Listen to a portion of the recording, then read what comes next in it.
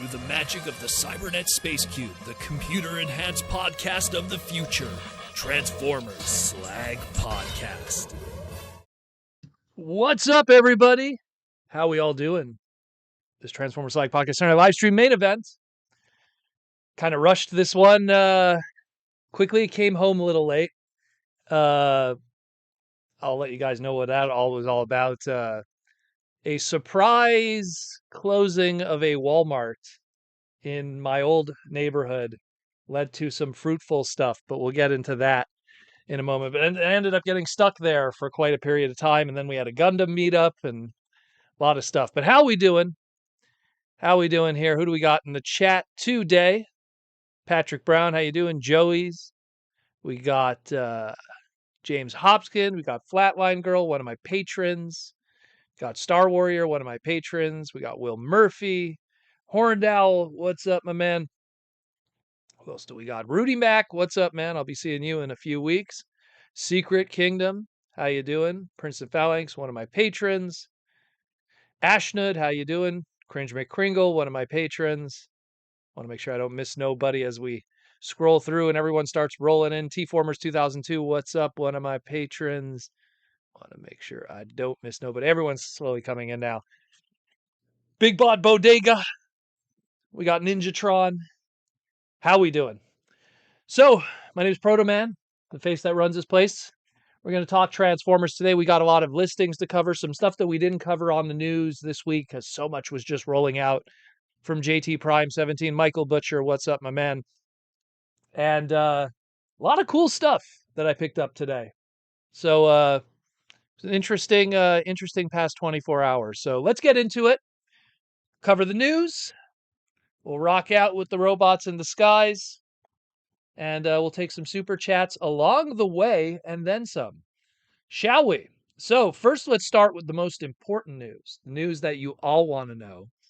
That's literally, people have been bugging Hasbro about this. They've been sending the DMs to Mark and Evan and even Nate from marketing. They're like, dude, what is happening with that popcorn bucket? No, but seriously. So yeah, there's a popcorn bucket. It's at the Universal parks and showing up in some of the Universal stores and everything. So do you want a 14-inch tall light up giant head barely holds a fistful of popcorn Optimus Prime? Well, it's at Universal. And we just wanted to let you know that. Do you want to sit in the movie theater while Optimus Prime face down in your crotch while you eat popcorn? While he's all lit up? Universal. $35 USD. Oh yeah. Just had to cover that because it is a reality. I don't know. I've always been I've always been at the mind that I dig these popcorn bucket things, but they're always so gimmicky and overpriced that I don't know. I think the coolest one was that Rise of the Beast one that had like the giant trailer and had like the metal drink straws and everything, like all that craziness. But it is what it is. Roman, how you doing? Decepticon for life, how you doing? But yeah, that's it more or less for a popcorn bucket. Maybe if they did a hot rod one, glowing matrix chest, then they'll get my money. But let's talk about some other stuff. We had Mark from Hasbro's design team on the Transformer side addressing what's been going on since last week about Generation 2 and how Takara is getting this crazy box set and it's completing the set and has this crazy deco and the UV paint decos and all the stuff. And it's $160 something after exchange. Although if you go to certain websites that rip you off with import, can't help you there. And they addressed it. And they're like, hey, we're going to be doing the other G2 guys. Just you wait. So he showed the 3 that are already out there. And let's just say, due to recent listings, I think we already know the next one that's going to be coming in a mainstream retail manner, which is good that it's mainstream retail because, I mean, if you look at the Shadow Strip, that was a pretty limited run, Wave 1.5, Speedia 500 kind of thing, mostly in Canada. There was some people in the States that got it too, but it was mostly found in Canada. And then, of course, Dead End was also a Walmart exclusive through the Toxitron collection. And the only one that was truly mainline, if you will, was the G2 Breakdown. So hopefully we'll have better news for you guys in the very, very near future, as in this live stream today. So let's get into that, shall we? Because we got a lot of listings to cover. So first we're going to start with Studio Series. So we got some Q4 2026 product. This is all stuff that's going to be showing up at the end of the year. All things are fine and dandy. Wave 3. Now, we have some stuff that's confusing. A Rise of the Beast Scourge that when you read the product readout of the steps and the accessories and everything, it sounds like it's just the Rise of the Beast Studio Series Scourge we got before. My only guess is all the engineering and tooling is the same. It's more or less the same mold, but maybe some of the surface veneering and detail, maybe the head sculpt, maybe the weapon sculpts, maybe those are going to be different because it was pretty clear. I believe it was Mark. No, it wasn't Mark. I think it was Mark. I believe it was Mark that said that a lot of the studio series and movie toys that we got for Rise of the Beast were designed when even the animation models were not finalized for the movie.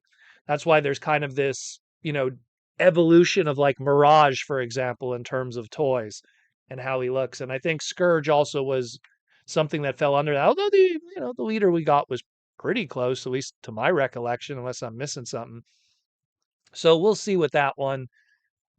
Age of Extinction, Evasion Optimus Prime. This is more just, hey, what movie characters haven't gotten the studio series treatment yet or movie designs? And Evasion Prime has had quite the slew of repaints and redecos from its premium finishes or otherwise, movie the best and everything else, but never a studio series treatment. So it's going up to bat. I'm going to take a guess, probably a Voyager class on this one. 27 steps, comes with one singular blaster accessory, which is all he really had before he got his new body. So we'll see with that. What's up, Victory? And yeah, so that's another one too. What deco? I'm hoping they're going to lean really hard into the rust and everything and make it look really cool. Then, of course, we have an Age of Extinction Bumblebee with a confusing 34 steps, which makes me wonder, are they going to like make him more complicated and throw him into a Voyager price point? But even like, leader classes sometimes only have like 31 to 34 steps. So this is really like, maybe there's a lot more included with this one. Maybe there's much more accessories or much more pieces. I mean, they only say here just a blaster sword accessory, like a bladed sword blaster, which is what he did have in his new 2014 Camaro design. But, he also had like, ninja stars and he had like all these other extra things on him. So this is a confusing one. I don't know what's going on with that. At 34 steps, either that or that is one ridiculously complicated deluxe class. And we haven't really had crazy deluxes like that since, I don't know, like the car robots in disguise days and Beast Wars Neo. And even then, those weren't 34 steps. Those were like, they were still in that like 20 to 15 one back then. And then the one that I'm probably looking forward to the most, just because I want to keep building that collection for this movie, this niche movie at this point. Of course, the Transformers 1 Soundwave, 37 steps to transform, comes with his rocket launcher accessory, which I'm going to assume is just his shoulder cannon, because that's pretty much all he had in the movie at the time that we saw. I was kind of thinking this is going to probably be a Voyager. I compare it to the Bumblebee movie Soundwave that we got. Similar transformation, similar alt mode. Uh, Only 2 more steps to transform. It's 29 for the Bumblebee movie one, and that's because I imagine a big component of that is the fact that it does have an opening up chest with a Ravage that could be put in from the core class price point. So I imagine there's some extra in there, but I imagine it's going to be kind of similar. So that's the one I'm looking forward to the most, but I'm calling it. It's going to be like a Voyager. Definitely, even though it probably should be a deluxe, size up with Starscream and the others. But at 27, you know, again, look at the Evasion Prime. That's 27 steps. That's definitely going to be a Voyager for sure. So very, very cool. But that's it for Studio Series. Let's move on to the other stuff, of course. Then we got some Age of the Primes. So this is 2027 Wave 1. So this goes into what Mark posted. Because now we have, hey, you want your G2 Stunticons? Well, here we go right here. G2 Wild Rider is going to be part of that Wave 1 assortment for 2027 of Age of the Primes. Now, it isn't confirmed that it'll be called Age of the Primes. I mean, we have a Gen Prime here, so that so far at least suggests that they might continue with that naming convention. But we will see. We will see. Maybe it'll be a different name. In Age of the Primes, now it'll be Dawn of the Primes. Who knows? Maybe they'll just do a slight variation on that. But we do know that the Lambo himself of Wild Rider in yellow will be happening as one of your opening cases. And again, if it's a wave one, that means he'll be plentiful. There'll be a lot of them out there, and you'll be able to enjoy. Then we got the deluxe Sky Guard. So I had a lot of different speculation on what this could have been. Maybe it's Sky Boom Shield. Maybe it's, Guardian Sky. It's definitely not Sky Gary, because Sky Gary would never be a deluxe. JT Prime confirmed later on that it will be just the trademark name that could be used for Sky Fall, one of the limbs for Nexus Prime. So it looks like 2027 Wave 1 right out of the gate, we're going to be getting 2 limbs for our possible complete Nexus Prime. So we're building up Nexus Prime in some shape or form already very quickly, because right after Skyguard there is Breakaway, who is the other limb, which is the Jet. Skyguard, obviously, people are speculating, is going to be an extensive redeco and retooling of the Power Glide, although I don't know how that will work as a combiner. I'm thinking maybe they're just going to do something with one of the aerial bots. Pick yours that you think that will work best.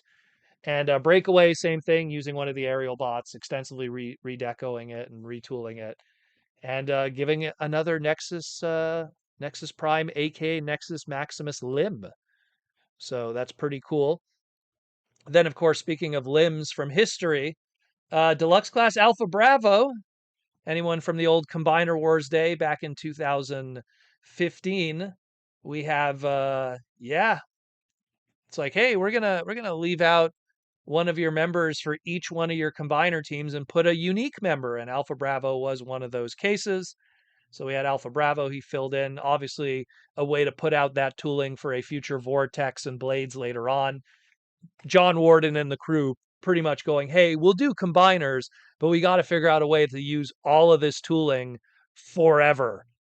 Like literally forever. I think every single tooling in Combiner Wars had at least like 7 different decos, if not more. And that includes the centerpieces. What's up, Vonhart? So we'll see. We'll see. But again, it's kind of cool to see Alpha Bravo get love. But at the end of the day, it's no surprise to me. Again, just like during the Combiner Wars era, it's like, okay, we're going to do Vortex. Then we'll do G2 Vortex. Then we'll do Alpha Bravo. Maybe we'll use Vortex also as a way to, squeeze in, Blades if we don't want to do complete, unique sculpt for him. And there's 4 right there. And I always say with modern Hasbro, if they get 3 out of a tooling, at least they got that much.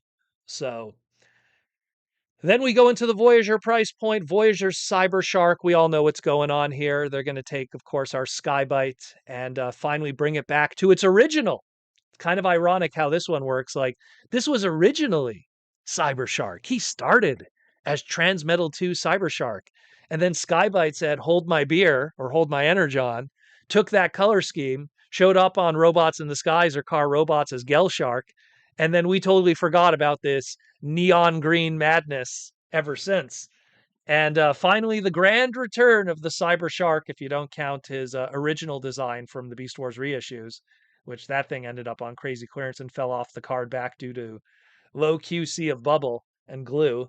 But yeah, he's back. He's Cyber Shark and he's back. But again, when you think about it, again, Cyber Shark, when they did that Beast Wars reissue, they put that trademark back into the ether. And here we are. Here we are. And then we got Voyager class Guzzle. Again, I'm calling it right now because Guzzle's the tank. This is a Voyager class. And we have a Voyager class Brawl from the Combaticons. So That's what I'm imagining is going on here. Obviously, it's not one for one in terms of the shape and design. If you look at Guzzle and how those Spark bots were back in the day, much more in that micromaster, simplicity of transformation. Dare I say, even mini cons, where obviously you have something kind of similar with combiners, but they made them a little more complex with the Voyager price point with Brawl. But I'm sure put a new head sculpt on it, give it the color deco, and we got Guzzle. And it makes me wonder: are we gonna get some of the others? Are they gonna try to complete? Are we gonna get Hot Road? Hot Road was a fizzle repaint into a hot rod colored vehicle. Like there's a lot of weird ones from the Masterforce side of things, but we will see. We will see. And then we got leader classes. We'll go into leader new prime. No idea what this is. This could be a reissue. This could be a code name. This could be one of many things, but it's something. Could be a new Optimus. Could be anything. You know, could be anything. But very interesting to say the least that we're getting some kind of prime. But again, the way I look at it is think about it this way. Think about the bigger picture. 2027, wave one, the opening wave for the new year. They got to put a headliner Autobot leader character in that leader price point. Because if you get that, you have that face of it to start from the beginning, combined with the fact that the other headliner is leader class Machine Wars Starscream, which is a surprise to nobody, more just when was it going to happen rather than if it was going to happen. We got our Skyquake, we got our Dreadwing, so now they're going to take that tooling and give it the Machine Wars Starscream. I'm just surprised we didn't get the UK Skyquake. That's the only other color scheme that's really missing that I care about personally. Look, I know if you love Transformers Prime, you got those two characters now, but I love me some UK brown plastic syndrome. So, but the Machine War Starscream is awesome. That's great. That's super cool that they're doing that. What's up, Tom? Rodimus Power, how you doing? But to me, and I said it in my individual about this segment. I want to see more Machine Wars guys. It's easy. It's without a doubt the smallest segmentation of Transformers ever made. It was the shortest. It was the smallest one. They did was it 4 basics on each faction, Decepticon and Autobot, and then two. I guess we'll call them variant price points. One of a Mega and one of an Ultra. So you had two of those. So a grand total of 12 for the entire line. And I just loved how obscure it was, and I love that there was a character called Megaplex that was a guy who was, Megatron's clone to be a decoy, but at the same time kind of wants to take over the Decepticons in his own way. I kind of dig that kind of storytelling element, and that would have been fun. As a kid watching Beast Wars back in the day, I was always hoping that Machine Wars would kind of get its own spin-off series from Mainframe Entertainment, because Mainframe was just pumping out the shows. Here's Reboot, here's Beast Wars, here's Shadow Raiders, here's Machine Wars, and Machine Wars is going to get its own series, and Megaplex is going to be their Starscream character, even though there's another Starscream, so would have been cool. Would have been cool, but we'll see. We'll see what the future brings with all of those. But we're not done yet. There's more listings. Pow! Because we also got some extras here. So, JT Prime afterwards dropped in the clutch some other ones. So we also have the retro reissue, not retro reissue, retro carded line, Walmart exclusive. We're going to be getting retro carded deluxe Bug Bite. So are they going to be taking the new tooling of Studio Series Bumblebee and giving it the white, deco? Are they going to be taking just the old Netflix one and giving it the white deco? Are they going to use the Devastation video game one and giving it the white deco? We don't know. And this one's interesting. Retro carded deluxe exhaust. Now, exhaust we already got as a figure. Granted, it was a Hasbro Pulse exclusive. So are they just reissuing it? Exhaust never was a retro carded character, which is even more confusing. I mean, Bug Bite, yeah, you could take that retro carded art that we got from eHobby, slap it on a purple card back, which that's another thing too. Both of these are going to be purple card backs. All our retro carded stuff that we've gotten up to this point of our mini bots have been Autobots with orange card backs. So are we going to get 2 purple card backs? Are these 2 purple card backs going to be with unique art? Very interesting. Very interesting twist with this. But we do know there will be Walmart exclusives since retro carded stuff has historically been that up to this point. And I agree with you, Cringe. It's probably a trademark save, but a very interesting choice to put it there. Like you could have, put it in a main line. There's a lot of other bots here. Dare I say, we're going to get into some of the other teasers here. There's another mini bot here that's clearly using, let me just grab the mold that he's going to come from too, that I have here. But we'll first start, of course, with the animated lug nut finally surfacing after winning the fan vote. So finally, we're going to be getting our Lugnut figure. We don't have a price point yet, but we do know he's coming. IDW Drift. Just got to get another Drift out there. It's been a while since Cyberverse. So you got to put a new Drift out there. Here's the one which I think probably would have worked better. You can almost switch the places. Like G1 Rook. Take that BotCon exclusive coloring. They're obviously going to use this bad boy right here. And just they're going to put that on a retro carded. They could do that, but this sounds like it might be just a mainline thing. So we'll see. And then the IDW Nautica. I mean, that one's just fantastic just because the way that she was distributed before was messy. I worked on that box set. I didn't do any of the copy on it. I was going to, and then it ended up just, long story short, those 2 box sets were supposed to be like BotCon related with club exclusives and stuff. All of that fell apart. It ended up becoming like a Big Bat Toy Store exclusive, and a Toys R Us Canada showed up with a bunch of them. And Nautica was part of the Velocitron Chaos box set, and just her figure on the secondary market goes for $200 for a deluxe class figure. Absolutely bananas. I don't know why. I'm looking at mine right now going, hey, anyone want to give me 200 cash? I'll take 200 USD cash right now for my Nautica. But yeah, it is what it is. So she's getting a reissue. Hopefully, that would probably be the best way to go about it. But if not, brand new tooling from the ground up that's more screen accurate. That probably would be even better. I like Nautica as a character in the comics. She was a little low key.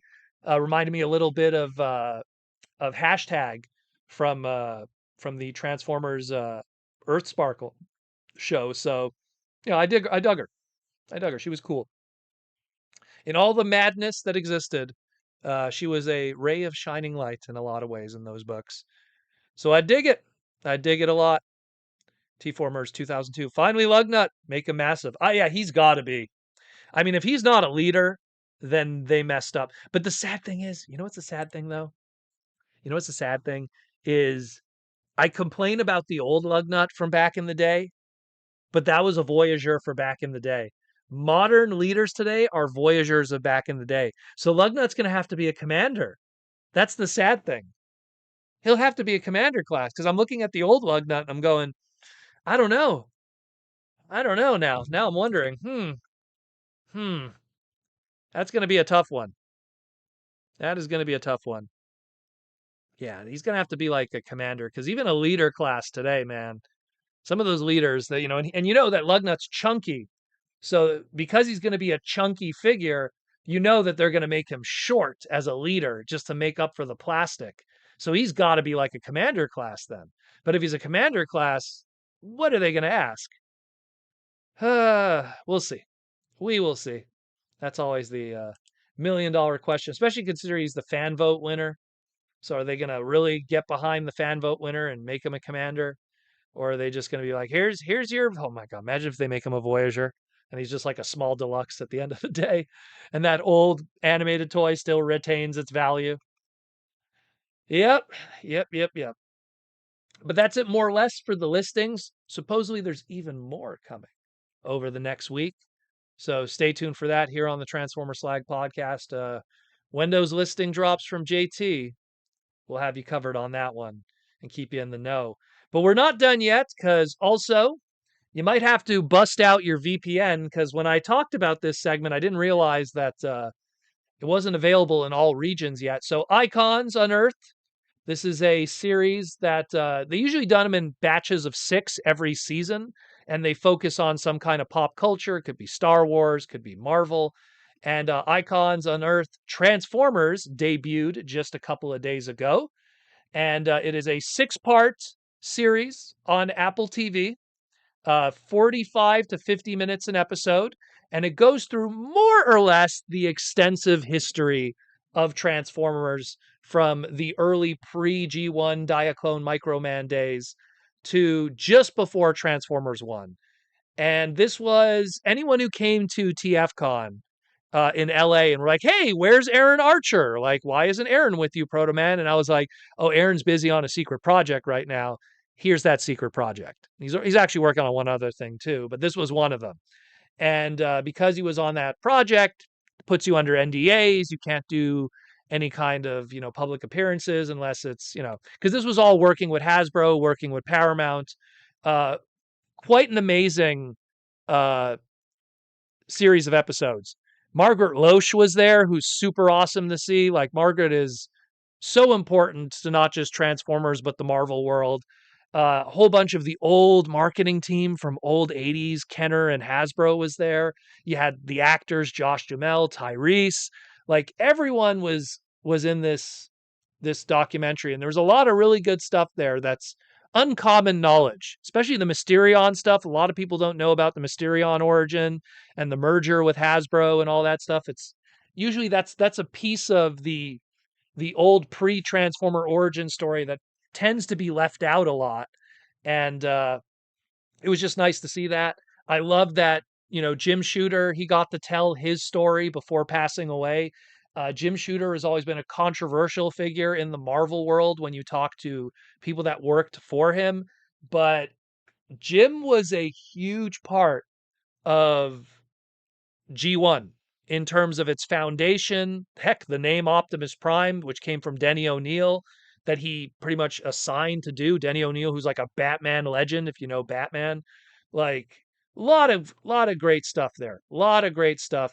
And like Autovote said, like, it sucks because everyone was talking about this, just talking about like the last episode, episode 6, the last like 20 minutes of it talk about Lorenzo, and that's all everyone was talking about.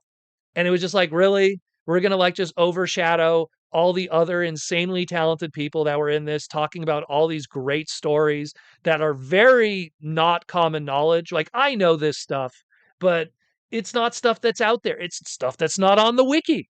It's just stuff that if you know it, you know it. And if you don't, you don't. Having Ron Freeman in there, and talking about how he wanted to have RC in there, and because he had a daughter and he wanted to put a female character, and Ron's philosophies when it comes to storytelling, and why he wanted Hot Rod to be like, this next character, transformation, evolution, passing the torch, how the Pope touches the next Pope, and how there's this like connection that every Pope through all of history. And again, Transformers, the 86 movie, has a lot of Christian, religious context and stuff like that.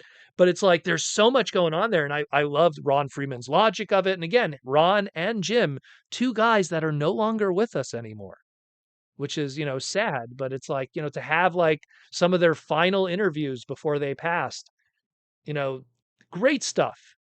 Absolutely great stuff. Get a VPN, figure out a way. If you're part of the Transformer Slag podcast, Patreon, maybe you've already seen it. But yeah, I'm just saying. But figure out a way to watch it. Very great watch. Again, Aaron Archer is all over this thing. He's actually, you start seeing Aaron as of episode 3. Episode 1 is pre G1. Episode 1 is really like, Diaclone, Microman. Hey, here's the GoBots, like rivalries with Tonka before the buyout. And then like the end of it is like G1 first begins. Episode 2 is 86 movie, 85. G2 failing, the beginning of Beast Wars, and really bringing Transformers back into the spotlight. And then episode 3, even though Aaron Archer technically got his foot wet with Beast Wars, episode 3 is when Aaron comes in, and then it's about Unicron trilogy, and then the bigger discussion, the Michael Bay movies and everything like that. And if you're a fan of the Michael Bay movies, this is there's a lot of stuff there.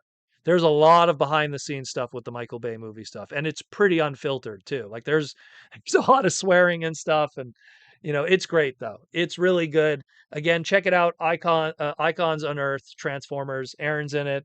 A lot of other super talented people. Vinny DeLeva. I didn't expect to see Vinny DeLeva. Vinny DeLeva is the mastermind behind Beast Wars. Like he was the head lead of Beast Wars back in the day. Vinny was in it. And I was like, damn, even Vinny is in this. So like a lot of like rare faces that you rarely get to see. Like Vinny did like one BotCon. That was it. Like back in like the 90s. So very cool. Hope he does we should get him to do a TF con. That'd be pretty cool. But definitely check it out any way you can. And very good stuff. Very, very good stuff. Nothing but positive things I could say about it. Again, nothing really new for me. It was just more just exciting to see those faces that rarely, like, especially to see these faces in recent years. Last time I've seen Margaret Loesch's face was probably like 10 years ago. So to see her again is awesome, and a lot of those others. So that's really, really cool. Very good watch. Very cool stuff. Very, very, very cool. Um, then we got, what? Hold on, T-Formers. What are you saying? I just talked to Josh Duhamel about the series yesterday. That's awesome. It's true. You got to see him yesterday along with Cringe McCriggle. We'll talk about that in a moment. But yeah, check it out, guys, if you can, for sure. And then this is more just, I talked about it early this week, but I want to reiterate it again. Again, Hasbro had a data breach. It's been confirmed that no customer data has been taken from what we know. But again, I can't stress this enough because I could speak from personal experience of what happened with the Sony data breach. Do yourself a favor over the next 2 weeks or so until this is all cleared up. Keep an eye on your credit cards. That's all I'm saying, my friends, because you never know. You never know. Hasbro says that no customer information has been stolen, but you never know. For all we know, they could have gotten Pulse information with credit card, info logged in there. So play it safe, take care of yourself and your money, like I always say, and just keep an eye. I don't want to create any worries. It's just there was some problems. Supposedly it's being cleared up now and everything's fine, but keep an eye on your credit card. And if you see anything kind of suspicious, be sure to contact your credit card companies and know right away so they could take care of it. That's always how it is. That's why I always tell people never pay with your debit card. Because if you pay with your debit card and you get compromised, that's on you. They liquidate your bank account and you end up with zero, that's on you. But with credit cards, you're protected. With credit cards, if they try to pull something, that's their money. That's their credit that you're borrowing. So it's a little safer. So I'm just saying, check out your credit card, make sure everything's kosher, and take care of yourselves. It's just a public service from your friendly neighborhood proto man, because kind of sucks, unfortunately. Kind of sucks. So that's it, more or less, for Transformer news. But we still have more to talk about. We'll take some super chats from you guys. Bigum says, found the series. I'm Australian. Yeah, so Canada has it. It's easy to find it in Canada. So I guess Australia has it too. I know one other friend in the UK. He watched it and he didn't have a VPN or anything, so he had no problem. Supposedly, Aaron told me that he didn't find it yet on his Apple TV. So I guess it's not out in the States yet. Mind you, this was 3 days ago. So check on Apple TV. Again, if you're a Patreon member, you know where to find it because I give you guys the special. Uh, Supposedly it's out now, but it just depends on where you are. And if you have a VPN, just make yourself Canadian. Make yourself Canadian for the day. Have some maple syrup, and you'll feel good when it's all said and done. But yeah, That's it more or less for the news. Let's get into sponsorships, and then we'll talk about some of the wackiness we got this week for sure. Oh, and I also wanted to mention, so in the icons, this thing shows up. I don't know. So you're going to see this. So when they interview Paul Davids, for a brief second, they show Paul David's desk with like a whole bunch of paraphernalia from G1, and this is on there. This was I have, if anyone's seen my wall of autographs, this is like the style of lithos that I do when I get my autographs. I always have like an empty area for them to, and then I always put the info and, I do them very like simple and I do it in like it's like a stronger kind of thicker paper. So I make them all nice and fancy. And I guess I printed a bunch of these and Paul David's like, oh, that's really cool. And I'm like, oh, I have extras. So I think I gave him some of these. And I guess he kept them and has been photocopying them and using them at cons all these years. So I thought that was kind of funny. It was like the meme with Leonardo DiCaprio went, I was watching, I was like, wait a minute. That was weird. I know it's a weird cameo. I said that to Aaron. I was like, somehow in an indirect way, I ended up in that documentary in a weird way. So shout out to Paul. I guess he really liked them. I don't know. It's just because I was whenever it's writers for shows, I always do like the title cards because I always find it's kind of cool because it'll always have their names there. I started doing that years ago. Who was the first guy I did that with? I think it was like I want to say it was Len Win for Beast Machines. I know that's a weird one.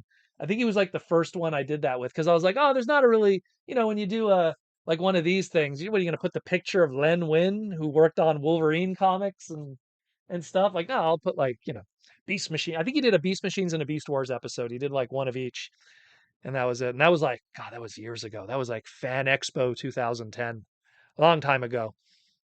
But yeah, so we'll get into sponsorship and then we'll talk about what we got because really interesting stuff. So let's start with Symbiote Studios plush pins and t-shirts.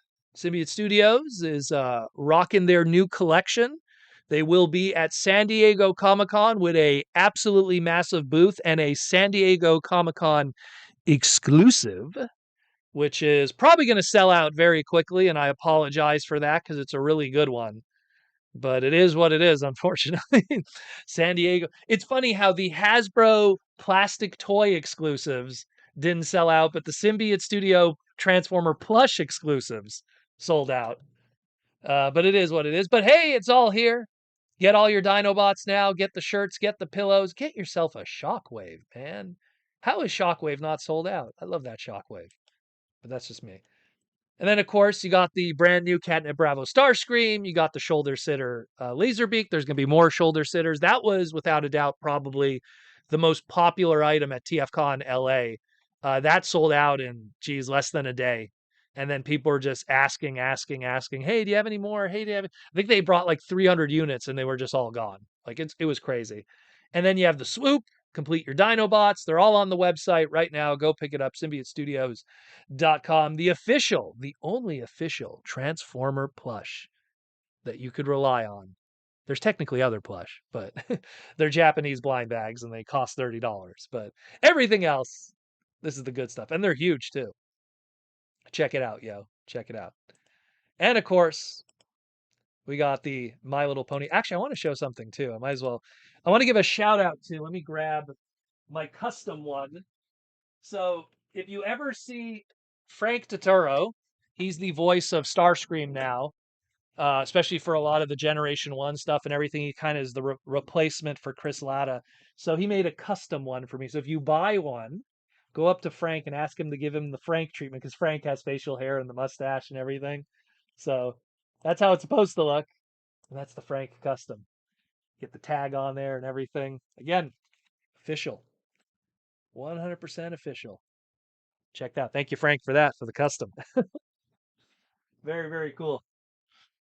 He'll probably be at, he was at TFCon LA. Will he be at TFCon Toronto? We will see. We will see. But yeah, there's that one too. And of course, My Little Pony. If you're a brony and you want the pony, check out the My Little Pony. There's that too. You got the My Little Pony pin collection. All of those will be available and more. Again, check out San Diego Comic-Con 2026. It's going to be absolutely madness. Absolutely madness with all the stuff. The Magic the Gathering pins, the pin sets. Their partnership with Hasbro is just ballooning and ballooning even more. More importantly, let's also talk about who we just talked about before, the Toy Armada with Aaron Archer. We got the latest segment that is absolutely crushing. It's almost at 3,000 views, I think, right now. Talking about the origin of classics, easily the most important Transformers line in the modern era. And very good segment. A lot of good behind the scenes design art, sketch art, stuff from Don Figueroa, who had a large part to do with this. Don was a big part of classics and the Titaniums line in that like 2005, 2006 era. And so we got a lot of cool behind the scenes images, prototypes, all kinds of great stuff, great stories from Aaron and more. Check it out in our brand new format of the Toy Armada with Aaron Archer. If you enjoy hearing my voice here, go check out that channel too, the Toy Armada with Aaron Archer. Go check us out and, you know, check out all the cool stuff that Aaron's doing because Aaron's also, we got some new ones here. Boom! We got Shia, but now we also have Josh Duhamel. What's this? What are they holding? It's the Posca painting. Shout out to Cringe McCringle, which, by the way, go check out Cringe McCringle's channel. He opened up some blockies recently. We got some new Posca paintings that are up on the website. I believe the Thundercracker is one of the new additions. Check it out. archermonster.com/shop. Check it out, yo. Own a 101 piece of Transformers history. Original instructions, 25-year-old instructions, painted one of those characters. Hang them up on your wall and be proud. There's some great stuff. Again, archermonster.com/shop. Own a piece of Transformer history from the man who made that history. And we're not done yet. There's other celebrities that also have their Poscas. Check it out, yo. Check it out. archermonster.com/shop. I think there's also you have the art books that are on there too. A lot of other good stuff. Go support Aaron Archer. Go check him out, yo. And the last thing we're going to be covering, we're having an update. This comes courtesy of me and Capcom and Udon. So we have an update. So there's going to be a delay on the latest issue of Mega Man X because everything's going to be moved to May for Mega Man May. So the next issue is actually going to be the free comic book day Mega Man Showdown special with Proto Man. So this book will be available for free. Very good price. Good price. Free is a good price. You don't have to pay a dime. Walk into your local comic book store and pick up free comic book day Mega Man Showdown special Proto Man versus Base issue number 1, written by me, art by Mick Fong. This will be May 2nd, free comic book day. If you don't know if you have a local comic book store in your area that will be carrying this, go to freecomicbookday.com. They have a store locator on their website, and then they'll let you know if you have a local comic book store that will be participating. And there's other books too. So if you don't want to get this stupid book, you don't want this. What is this? This is not even toilet paper. If you don't want this, there's a Transformer book, there's a Gem book, there's a Garfield book, there's an Archie book, there's a cool Marvel book. What else is there? There's a lot of other good books. There's also this book by this dummy. So if you want to get this, again, May 2nd, it's coming really soon, free comic book day. Go pick up some free Mega Mans. Should I give a spoiler? No, I'm not going to give a spoiler. I'll give you a teaser for next issue. There you go. Look at Vile. Oh, look at that Vile cover. The World Turns Vile. Written by Daniel Arsenault and Hanzo. Check it out, yo. That's all you're getting for now. You'll get some advertising on the back. But yeah, check it out. Free comic book day. Hey man, can't argue with free comics, you know? Draco Rex, any news on the Batman crossover? We'll have to wait until a certain Comic-Con. I don't think they're gonna show, and like, you have to understand, guys, they always have to have a big reveal every single Comic-Con. That's part of the deal that Hasbro has with Comic-Con. It's like, hey, give us this humongous area that we could like build up like a miniature city building for the weekend that literally requires like cranes and stuff to build. Like I've watched them build it. It's crazy. They have like it has a second floor. It has a meeting room. It's crazy. The Hasbro booth. It's like a building they build. But the deal is that, hey, you scratch our back, we'll scratch yours. And, and look, hey, this is something I bought last week. That was one of the big reveals that weekend was good old Quintus, which this is why I don't watch toy reviews because I like to mess with the toy for the very first time and be surprised. And I was like, look at those radioactive clear legs. Look at that. I am so worried about how this figure is going to age in the future. Like, is this going to be fragile? But like, look at these clear legs. Very cool though. Very, very cool. Got him chilling on my desk here with Micronus for the time being. But so Batman, if I had to predict it, is going to be a San Diego kind of reveal, along with a few other things, because they need to have a few. They need to have a few. Like last year, it was the Quintus, it was the Grimlock. I know I'm forgetting stuff. I think also it was the first time they showed Amalgamus. Was it the first time, or was it the first time we saw the alt mode, like all the pieces? But they always need to have a few key items that are the big draws for the display. And yeah, for sure, for sure, for sure. So check that out. Again, San Diego is a nutty show, so I don't expect people to be able to make it if it's too much out of the way. But it is something where do wait. It will be something that they'll drop on us.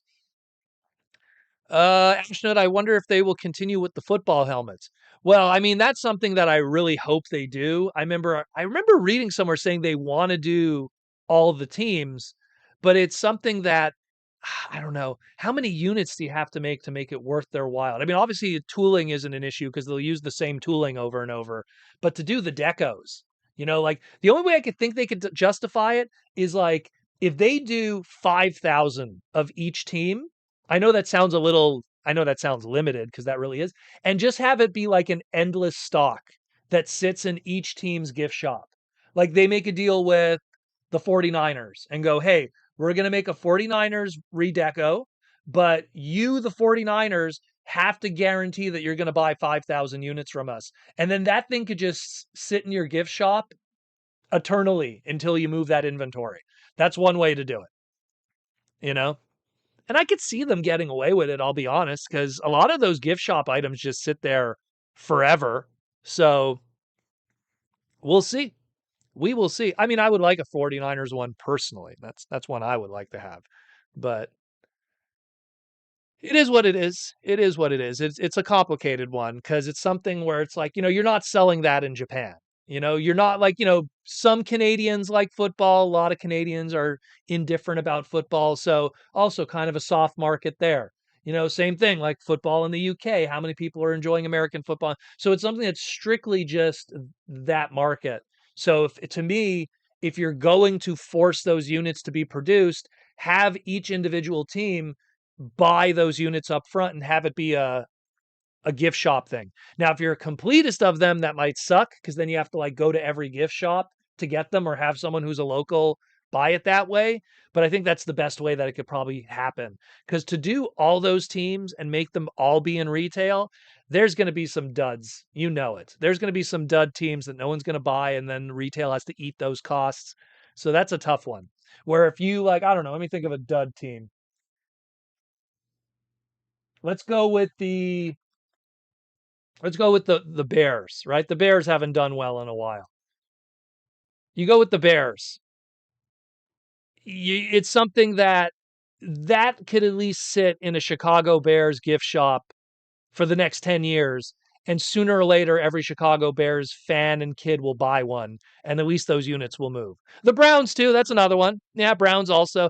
But that's what I'm trying to say. Dallas Cowboys at least have some kind of history. Let's be real. you know, So, but it's something where it's like, because there's going to be duds. There's going to be ones that if Walmart has to carry them in every single Walmart, 2 units per case, 3,000 Walmarts, 6,000 units. That's not counting Targets and mom and pops. New York Jets, that's another one. I would consider that a dud, you know. So it's like there's going to be ones that are just going to be like, who's buying that? Like 6,000 units of the New York Jets? Ooh, I don't know. But 6,000 units of the New York Jets in a gift shop that could sit there for the next 10 years, sooner or later a Jets fan is going to come in and buy it. Like it's in the right place, in the right space, where it's not Walmart that has it for 3 months and then has to liquidate it because it's dead stock, you know? So that's how I could see it. That's how I could see it. And that's one way to do it. And that's how most of these partnerships are is purchase inventory up front. The problem with this NFL collaboration, at least initially, that's not the case. It's not a partner thing where everything's bought up front. It's actually main retail. So for the future ones, that's the way I see it being done. At least that's how I want it. Think that that could be done properly, you know? Yeah, like the Walmart I see too, my Walmart. It has I saw the Chiefs one and I think I saw the Cowboys one. I didn't pick them up because they were overpriced in my opinion, and they're not my teams. So I was like, maybe the Green Bay Packers, maybe, you know, but that's about it. You know, maybe I'll get the Packers. I don't know if it was cheaper. But speaking of Walmart, so what did Proto Man get this week? So so today was my tax day. Went to see my accountant, did my taxes and stuff. My accountant is located on the outskirts of the most ghetto part of Montreal where I grew up, Côte de Neige, right? So I went to go see my accountant, and then it like dawned on me. I was like, oh, I read in the news something interesting last week. So my Walmart, where I grew up, uh, is going out of business. Too much theft. They can't deal with the massive amount of theft in the area. I grew up in a very rough area. So they're shutting down that Walmart. But not only are they shutting down that Walmart, almost everything store wide is 50% off. So, unfortunately, I went 4 days after they started doing this. So, most of the good stuff got taken, but not all the stuff. Not all the stuff. Where is it? So, got lucky in some areas. Number one, I got what I could of the Mario movie, 50% off. I'm still missing the Bowser's Castle. Would have been nice to get that at 50% off. What's up, Aaron? How you doing, brother? All the Star Wars Lego and the minis and the Tokidoki. That's my wife. She wanted that stuff. But I got most of the Mario stuff I wanted. I couldn't find the 5-pack. I couldn't find the motorcycles, and I would have killed to get the Bowser's Castle at 50% off. Couldn't find the Yoshi egg. They have the Yoshi playset egg, but they didn't have the Yoshi hatching egg. So I picked up what I could at 50% off. But all of the Transformer stuff was picked through. None of the Cyber World stuff was there. Sold out. I wanted to get myself a Scorponok at 50% off. That would have been great. Oh, but see that loan? That loan? This guy right here. This guy right here. Now, when I saw him, I was like, I don't need this guy, right?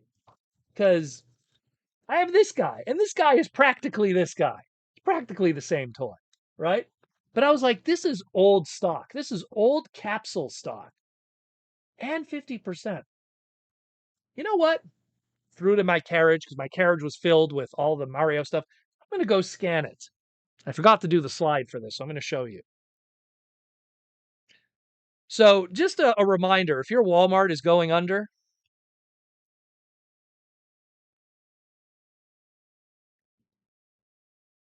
that's $3.75 Canadian. That's like $2.50. I'd be stupid not to buy it. So I picked that up. It was the only Transformer that survived. That's it.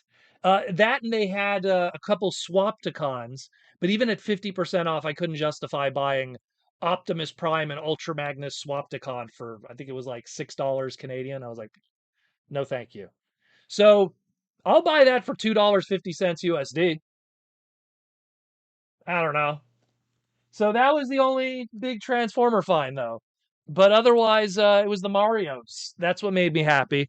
So I'm still on the hunt for a Scorponok Cyber World, and I'm still on the hunt for Bowser's Castle with the gazebo, if I could find it. But more or less, I got all the Mario stuff I wanted, and I don't know all the other toy stuff. They like what was left over by the time I got there. Silver Surfer, female Silver Surfer from the Fantastic Four movie was the only Marvel Legend that still survived. Uh, John Cena, You Can't See Me, retirement wrestling. Like there was very little left. Very little left. What was unfortunate is everything was 50% off in the store except the video games and the trading cards because I would have gladly got some Switch games at a good price. But yeah, so got lucky there. So if you're in the Côte de Neige area in Montreal, go to the local Walmart there that's going out of business because people are stealing like crazy. What a beautiful neighborhood I grew up in. The security couldn't deal with it anymore. They are evacuating that location. They can't be bothered. The theft is too much. Woo! Côte de Neige. It is what it is. It was hilarious too because when I was leaving, I bumped into one of my old neighbors that I was next to them for like 40 years. Shout out to Diane, one of my neighbors that I grew up with. And she's like, "Oh, what are you guys doing here?" I'm like, "Oh, did you know there's a whole bunch of sales?" And she's like, "What?" She didn't even know. She didn't even know this was going on. So, because it's so normalized. Guys, you want to know something about Côte de Neige? Okay, where I grew up? Go watch the X-Men Age of Apocalypse movie, the recent one. There's a scene in the movie, I think it was a deleted scene, where it's the X-Men, they went to go see movies and they're in a mall. They went to go see I think it's Return of the Jedi and Nightcrawler's there and Jubilee. That was that mall. That was that mall. I was there when they were filming it because they used that mall because it's so old and ghetto and it hasn't been updated in 40 years that when Brian Singer saw that mall, he's like, perfect. We don't even have to do anything to this mall to make it look old and crap. It already looks old and crap. So yeah, the Walmart gave up Big Bot Bodega. It's you have to understand where I grew up was pretty rough. It was pretty rough. Ask me and Jaws D. Like we grew up next to each other. It was not a good. It's still not a good area. It's bad. It's bad. My uncle got robbed. Like it's not a good place. But we didn't have a lot of money growing up. It's where my grandmother got the house many years ago during World War II, and the whole area went to crap. So it is what it is. It's a rough area. And as a result of that, the mall near it doesn't do very well. And yeah, so but through the negativities of life becomes the positivities of something. I don't know. It's not even a very good toy, anyways. I think the original Archer Cybertron one is better. So it comes with an actual, nicer planet key and everything. But it is what it. Again, I can't argue with the price. I personally, if I could have gotten five of the Excellions, which were in the same wave as this, if I could have got five of the Excellions instead of one of these, I would rather that. You know, then I could have brought those and spread those around. The good joy of a hot rod repaint. But yeah, that was it more or less. We got other stuff too, but nothing that was interesting. We got again, everything was 50. So we got bed sheets, full cotton bed sheet. Oh, I got a nice frame. I got a nice frame for one of my because I always use here. I'll show you guys what I use. I use these, mainstay frames. Although it slid this one down just by picking it up. I get these from Walmart, so I bought a bunch of these, and they were 50% off. So I was like, hey, that's great. That's pretty cool. I think these were what did I pay for these? I think I paid like $2 each for these, so that's a good price. And I got different size. I got the big poster one because I have like a old vintage GoBots poster that I want to like frame. So got a few things, but The only thing that was full price was video games, the TCG trading card stuff, the hockey cards and baseball cards, and I think some of the food was still full price, like the fruits and vegetables and everything, but I wasn't looking at that. Oh, and they were liquidating all the Easter stuff, but that's a given. It's past Easter, so. But yeah, definitely. If you're in the Montreal area, go get yourself some cheap toys, whatever they got left. I'm almost tempted to go back there before they shut down and see if they do like 90% off everything. And then I'll just like go buy like stuff I don't even need. I'll be like, oh, I'll buy those Lego baggies if they're only like 50 cents each. Some of those are investable. That's the thing with me. Like when dead stock becomes so cheap, it gets to a point where I'm like, I'll just buy it up and sit on it and just slowly profit from it over time. Because if no one's going to buy it, I'll buy it. If no one wanted this guy, if in a 50% off situation, what just fell there? Anyways, oh, is that 1 second? One of my gashapons of hot rod. If no one's going to buy this at $3, someone's got to buy it. So I'll buy it. It is what it is. That's what happened with all those Rodimuses I got. They were like $30 each and no one wanted them.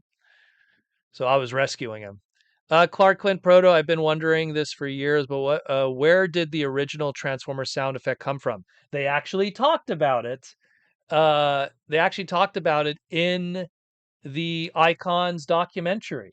I don't know if I want to spoil that or not. Go check out the Icons documentary. They talk about the origin of the transformation sound. Where did it really come from, and where did they sample it from? It's a very interesting story.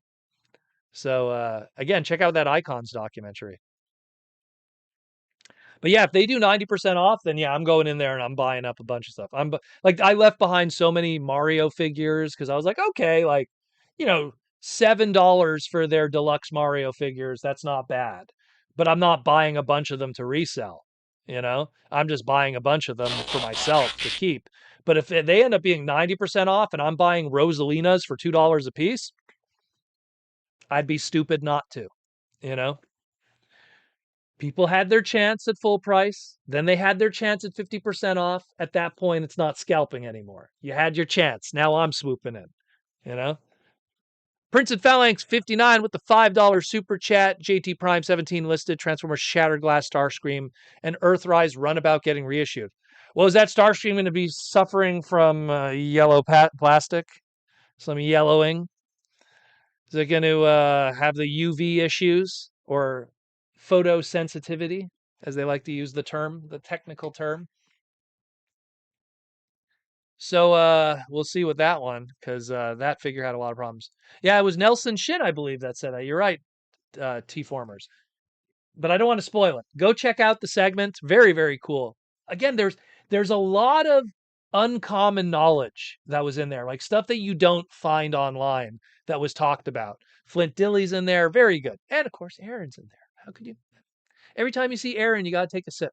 You got to take a drink. So get some alcohol and get drunk when Aaron shows up. 90% off on Swapticons. You know what?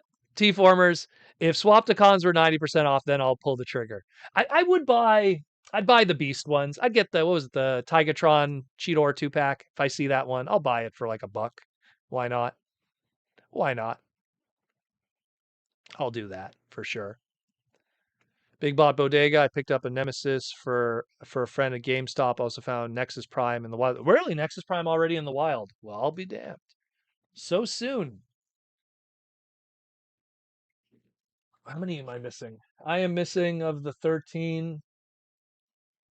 I need a Megatronus. I never found Megatronus. I have to get him on the cheap. Oh, wait till TFCon Toronto. Try to track him down. So now I got this bad boy right here. Add to the collection. Again, I don't normally buy stuff brand new MSRP with the box. I usually wait for sales and everything, but these guys are special. So they get a special situation. I grabbed a second twin mill for 50% off. Hey, that's a good price. I saw those guys at another Walmart Twin Mill and the Skull Crusher or whatever, Bone Crusher.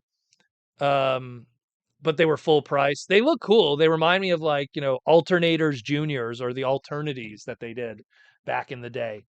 Um, but it's the price. It's the price.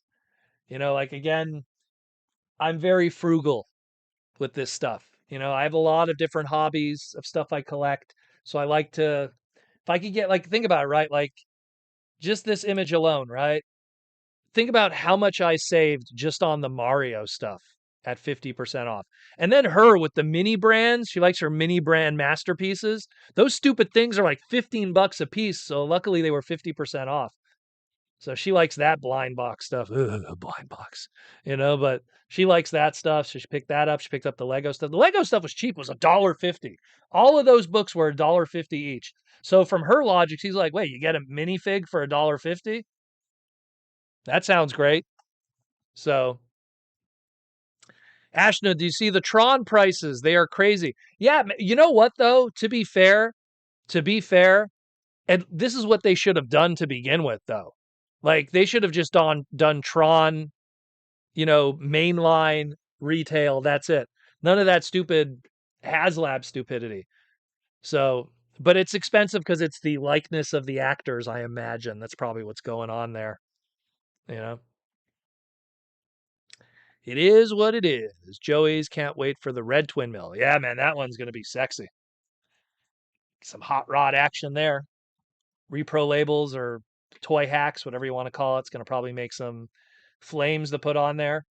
It's going to look good. It's going to look good. It's going to look really good. But that's it more or less for what I picked up. Not much else. Went to the Gundam meetup today. Hung out with some of my peeps there. Unfortunately, I didn't bring a kit with the build because it was hilarious. It was like, oh, I got to do my taxes. And then, oh, I went to the Walmart and I was like, oh, I was just going to pass through the Walmart. And then it's like, oh no, the 50% sale. So we ended up spending way too much time there. Way too much time there. We easily spent like probably 2 hours there just going through it. Because now you're going through every section going like, oh, 50% off? Maybe I need new cutlery. We live in a house. We're adults. Maybe we need new furniture. Maybe we need this. Maybe the 50% off. You can't go wrong. You know? So there was a lot of Ashton, I'm doing the toy hacks on Twin Mill right now. Well, there you go. There you go. You know what's up.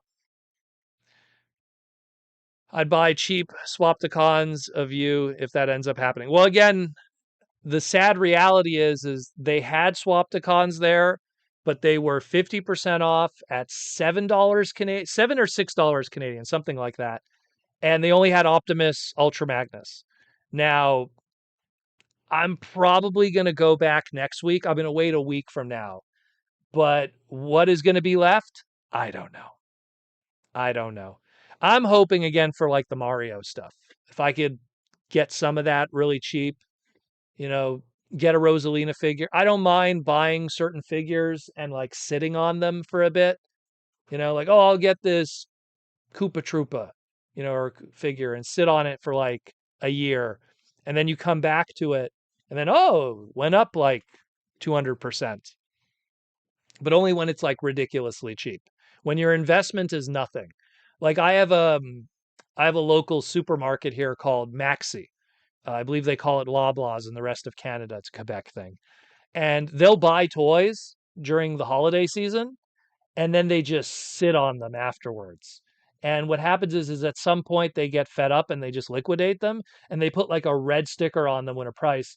And whenever they have like Nintendo stuff, I just go, oh, deluxe, let me pull up an example here, you know, like Daisy. Oh, Daisy. Like, okay. How much is she? Oh, $3?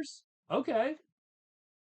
I'll pick up a Daisy figure, like deluxe Daisy figure for $3 and sit on it. $3 Canadian. It can only go up from there. So there's certain ones that I'm confident. And that's because I'm a big video game collector. So I'm very familiar with the market and how it is. Like some of the prices for those Mario figures, because it's the only good Mario figures, go for crazy money. And Sonic the Hedgehog 2 is guilty of that also. But I don't really collect Sonic that much. Big Bot Bodega. I went to the toy store today with a lot of a lot of G1 in box. Oh wow, so expensive, like 1,400 for Megatron. Well, that's a given. You know, Megatron is Megatron. Unfortunately, is one of those that we'll never see done proper outside of the Japanese side of things. So 1,400 if the box is in really good condition. I could believe that. I could believe that for sure. Draco Rex with the $2 super chat. Any chance for some Mario X Transformers? Probably never. Um, Nintendo has a really good relationship with Jax, and they seem to only honor that with Jax, and they only want to work with Jax. And they don't really give that license to anyone else except for Bandai once in a while with figure arts. So it's a tough one. I worked on a Mario X Transformers third party many years ago with Josh Perez and gosh, oh my God, was Sid? I'm trying to remember the other designer. It was the animated ones. Just look up TFCon Bluster and Trench. I did the comic for it.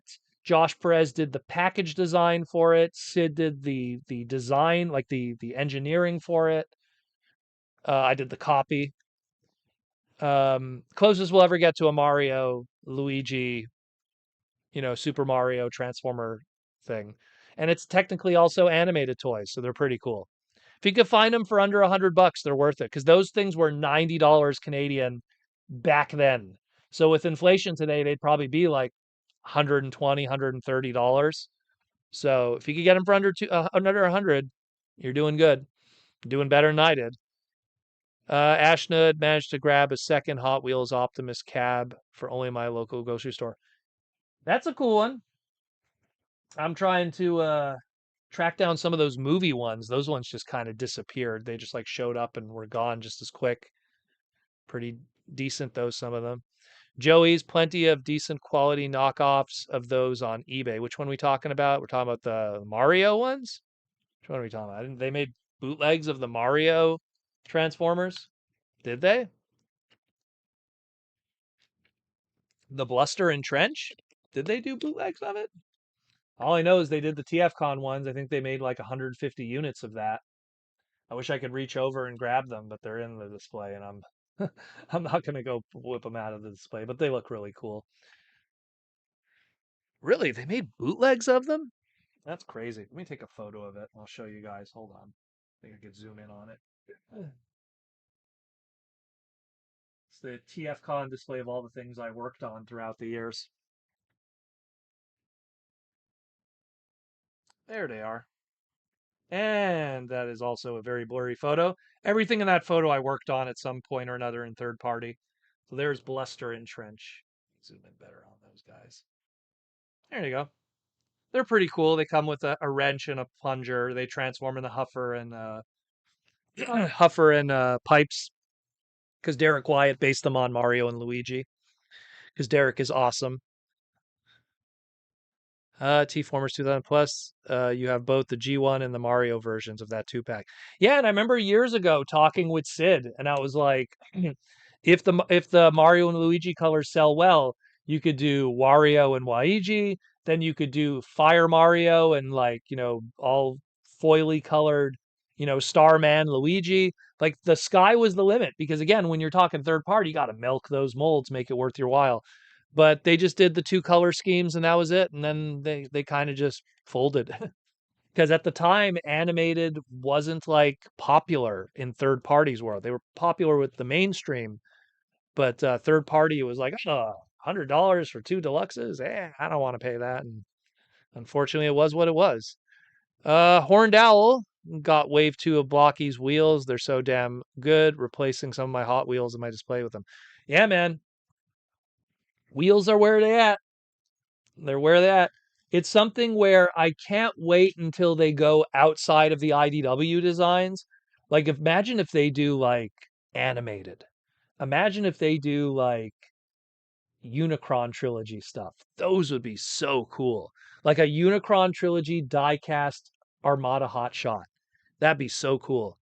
That'd be really, really cool. And all of those have built-in recolors, so then that's easy for like chases and everything. Mikey and Louie, what's up? What's up? What's up? I was just showing them my somewhat Mario haul. I might have to bug you to find me a Bowser's Castle if possible, if you have in your area. I don't know. I can't find them. Like I can't even find them like at full price. They're so big that I don't think no stores want to carry them. Maybe, but I want to get one on the cheap. Although USD, I wonder if it's cheaper in the States. I wonder how much it costs USD. Because in Canada we always get screwed over.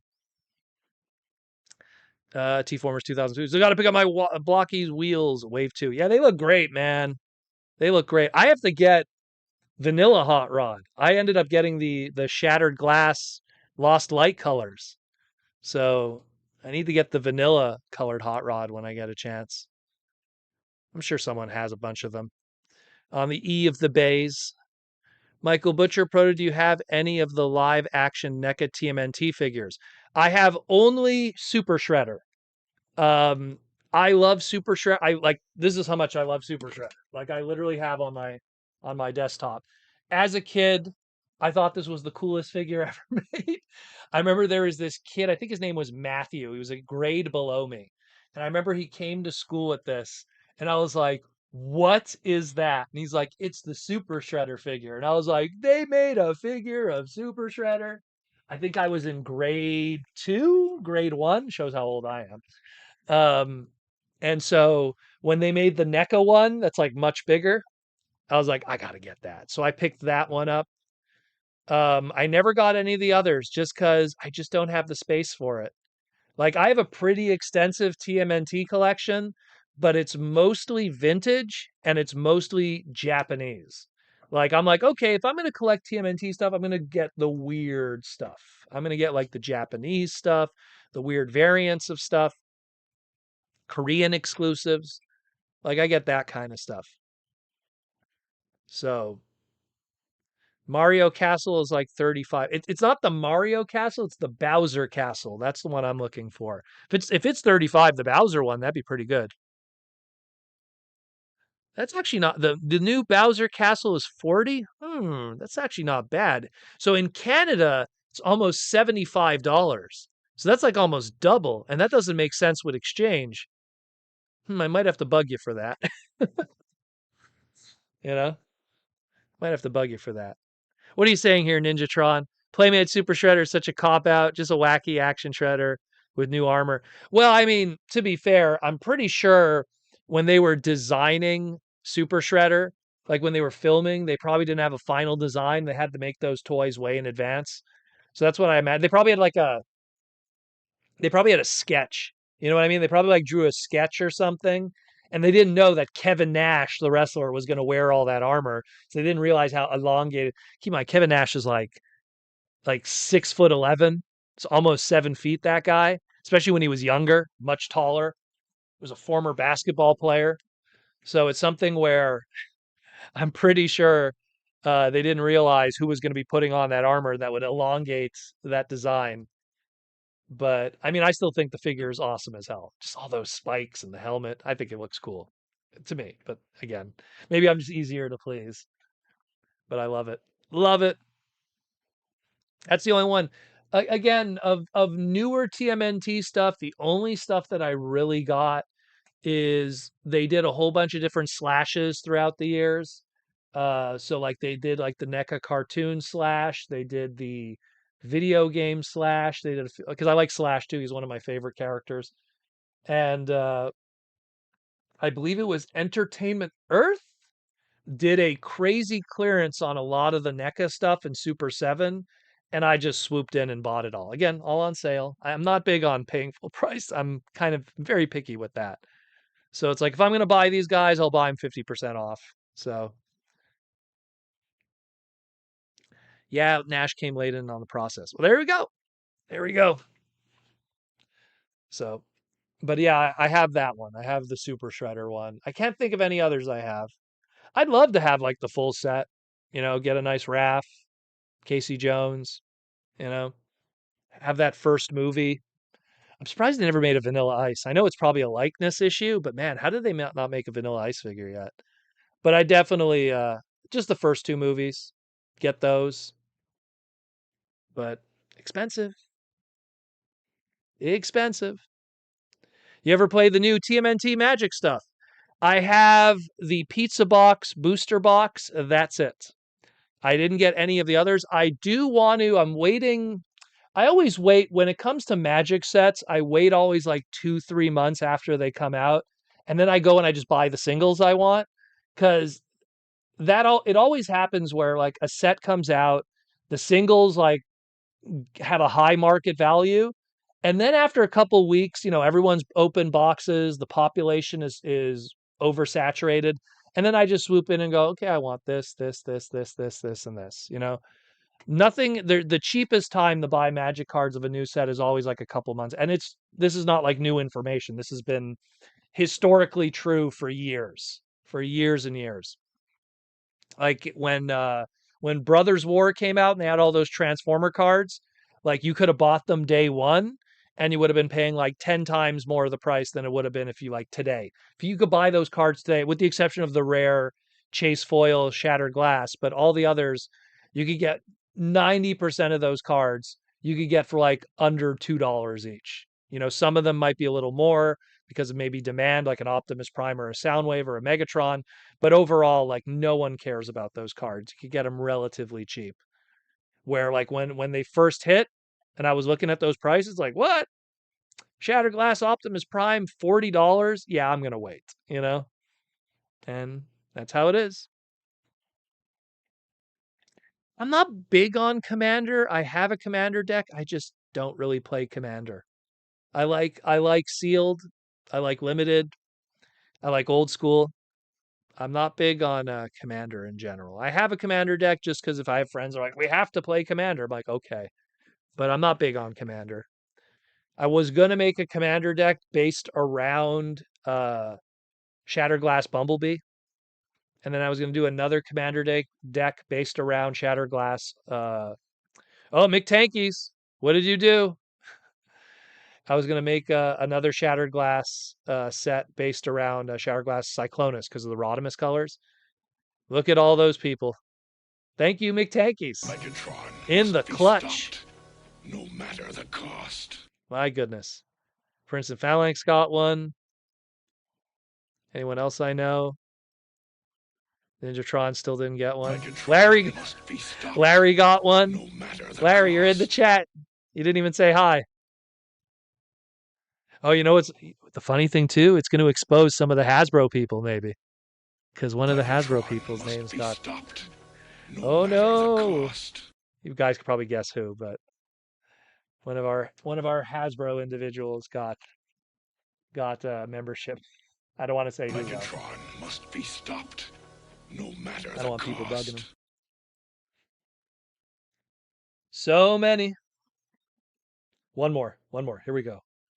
Whoa. Megatron must be stopped, no matter It's gonna the keep cost. going on and on.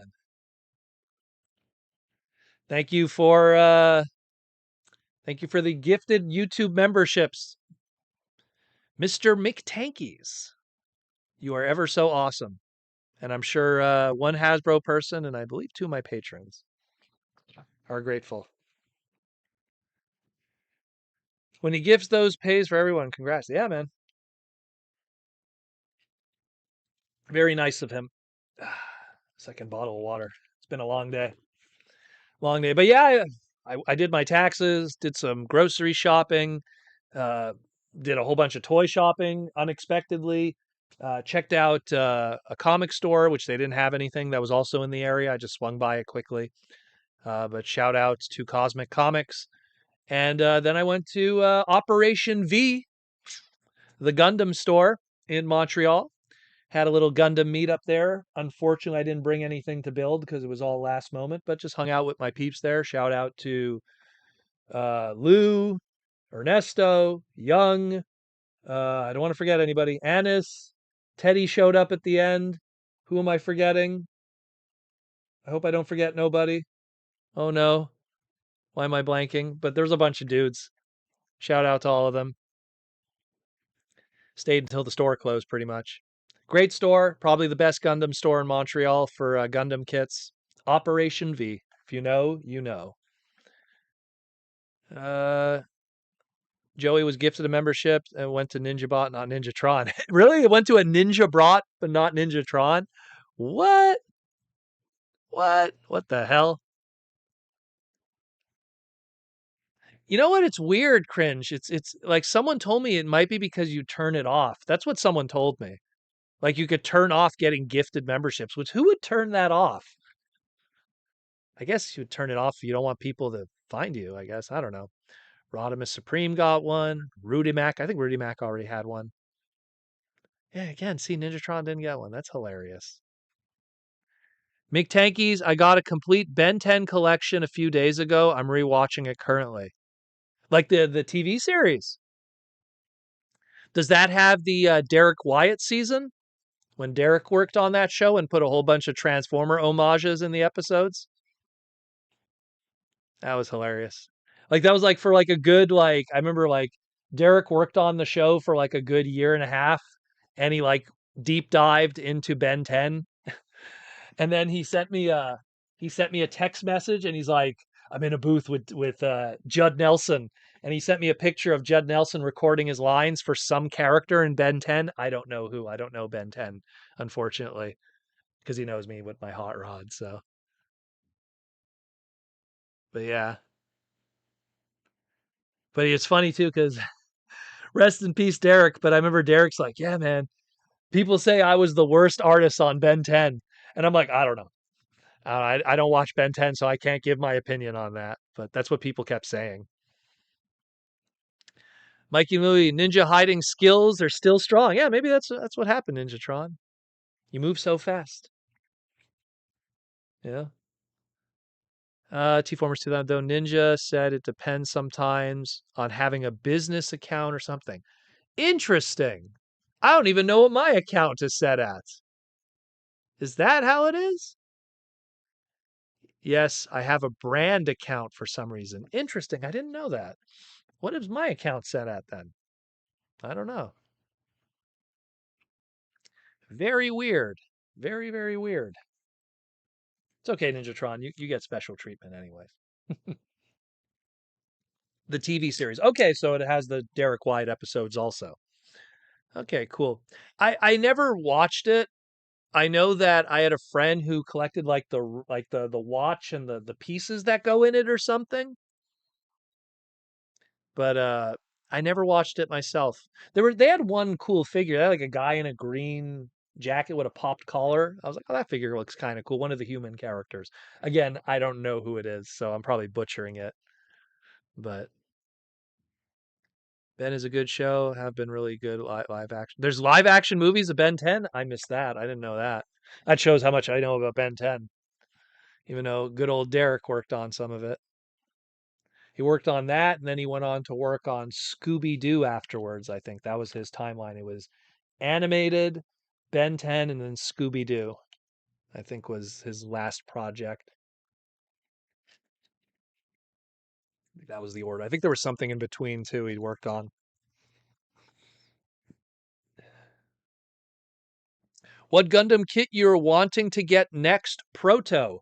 If I, geez, that's a loaded one. The last one I wanted to get was I wanted to get the Gyanko SD, like it's like Gyanko wearing a costume of one of the Bear Gundams, but it's like an SD version.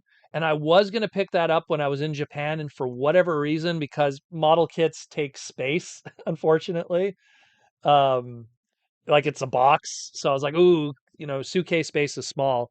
So I didn't pick that up. That's probably one I've been procrastinating and I need to pick that one up. Because I just like Yonko from Gundam Build Fighter Try. Of the non-human kind of Gundam kits, the Cassiville Gundam Master Grade Special Edition, I keep eyeing it, and I'm always like, one day I'll buy it, and that one day has still never come. I'd like to get that one next. I like some of the older kits. And the one that I want to get more than any, probably at the top of my list, is the Master Grade GM Custom 0083 Lieutenant Burning version. That's the one that's kind of like a seafoam color. I want to get that one. I love that kit. That kit looks so cool. I have the 1x144 scale. I want to own the 1x100 scale with the Lieutenant Burning figure because I love Lieutenant Burning. He was badass. So that's 3 that I could think of that I want. But the Gyanko, I almost bought it. And the only thing that stopped me was just luggage space because it was just like when I bought Mike Sounder the 13th, there goes half of my luggage space. So I was like, damn. So that's why I was like, oh man.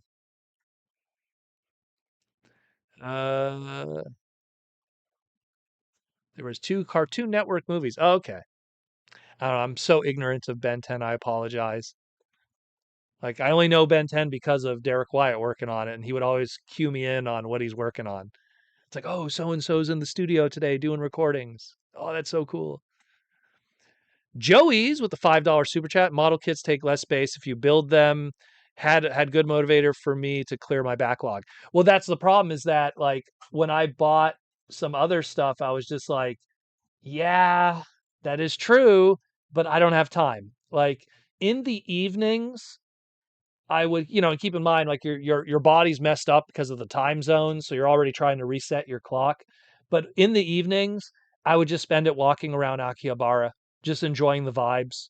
Like the last thing I wanted to do was just sitting around building a kit in a hotel room, or in this case, a capsule. Um, like yeah, I could have taken the sprues out of the box and abandoned the box, but to me that's sacrilege because I love keeping my Gundam boxes because I love the art on them. I'll just flatten them. I'll get rid of the bottom half because that's just corrugated cardboard, and then I'll flatten the top half, and it makes a nice little poster. But I just couldn't. I just couldn't like it. And the Gyanko wasn't a rare kit. I'll be able to get it at another time, so it's not a big deal.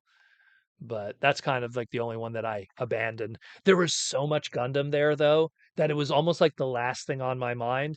And to be fair, I have great accessibility to Gundam kits here in Montreal.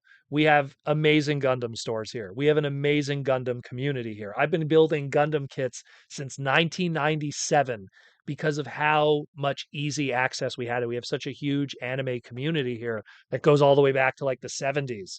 So I've never had that problem. When it's like, oh, that kid. The only reason why I was looking at the Yanko over there was because it was cheap, because I'm buying it in yen directly from them. Where it's like, oh, it's $7 here. If I go home, it'll might be 15, $20 there. I rather have the luggage space because if I buy that kit and then, oh, look at these bags of Keshis and stuff that are like super cheap. Now I just wasted space, unfortunately. Alden Tolbert with the $2 super chat. Will we get Cycle in the future? I would love it if we get a bike robo in some case in Transformers, but you're going to have to settle for Action Toys and their bike robo Cycle upgrade. That's about as close as you're going to get to a modern Cycle figure, unfortunately. The problem is those designs, the designs themselves are too locked in with Plex, which is owned by Bandai. So you're not going to be able to use those. So instead, you're going to have a motorcycle that kind of looks like Cycle, but not really. That's about as best as you're going to get. Like, look, the every single Crasher we got through Hasbro is not a Le Mans Porsche. It's a Formula One, which is not a Le Mans Porsche. Like they do something that's very distant from it. I'm trying to think of something that would be comparable. It's like taking Scooter from GoBots and making him, a motorcycle instead of a scooter. Something that's like taking Scooter and making him a Junkion repaint or something. It's just they have to kind of be a little distant from the source material. Otherwise, there is some gray area that could be sued over, unfortunately. Wrath is hilarious. I have no idea who Wrath is. Cringe McCringle, Proto, how much money would I spend in Japan on Bayverse? Well, here's the thing. You'd actually be saving a lot of money because a lot of the toys are really cheap there. It's getting there that's expensive. On average, your average Japanese plane ticket is going to cost you $2,000 both ways.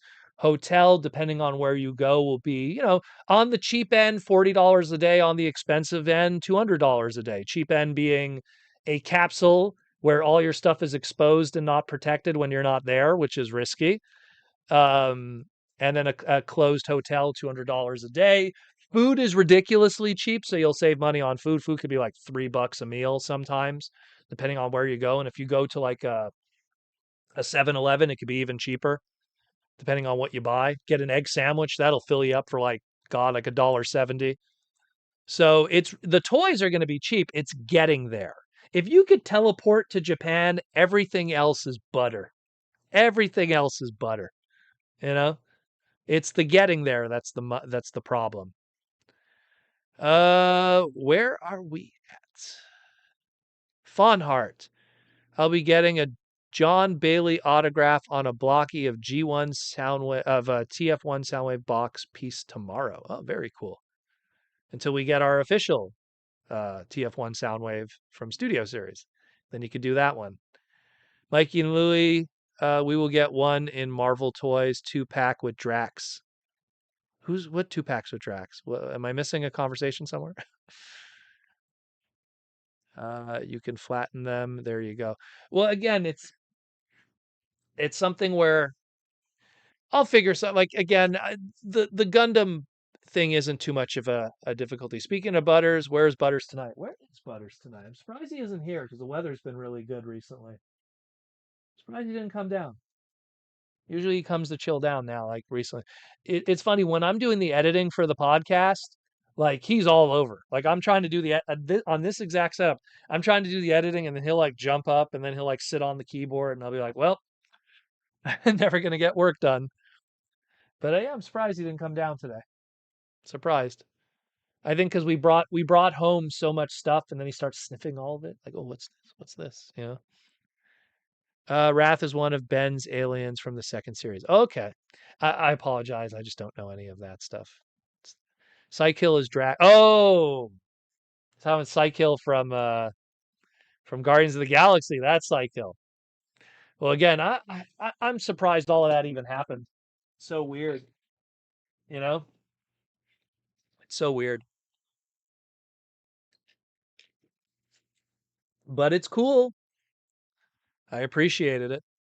That's for sure. Man, I just hope that there's going to be more sale. Like I'm hoping to go back to that Walmart and find other stuff. Obviously, I'm hoping there's like dead stock that they have in the back that they just forgot to bring out. I doubt that's the case, but that'd be great if I could get more of these guys. Share the wealth. They just had the one. Clearly someone got in before me and just liquidated everything, which sucks because I would have loved to get some other cheap stuff there. But it is what it is. Uh Rather looks like a humanoid tiger talking like Hulk Hogan. Let me tell you something, brother. I didn't want to lay down for Bret Hart at SummerSlam.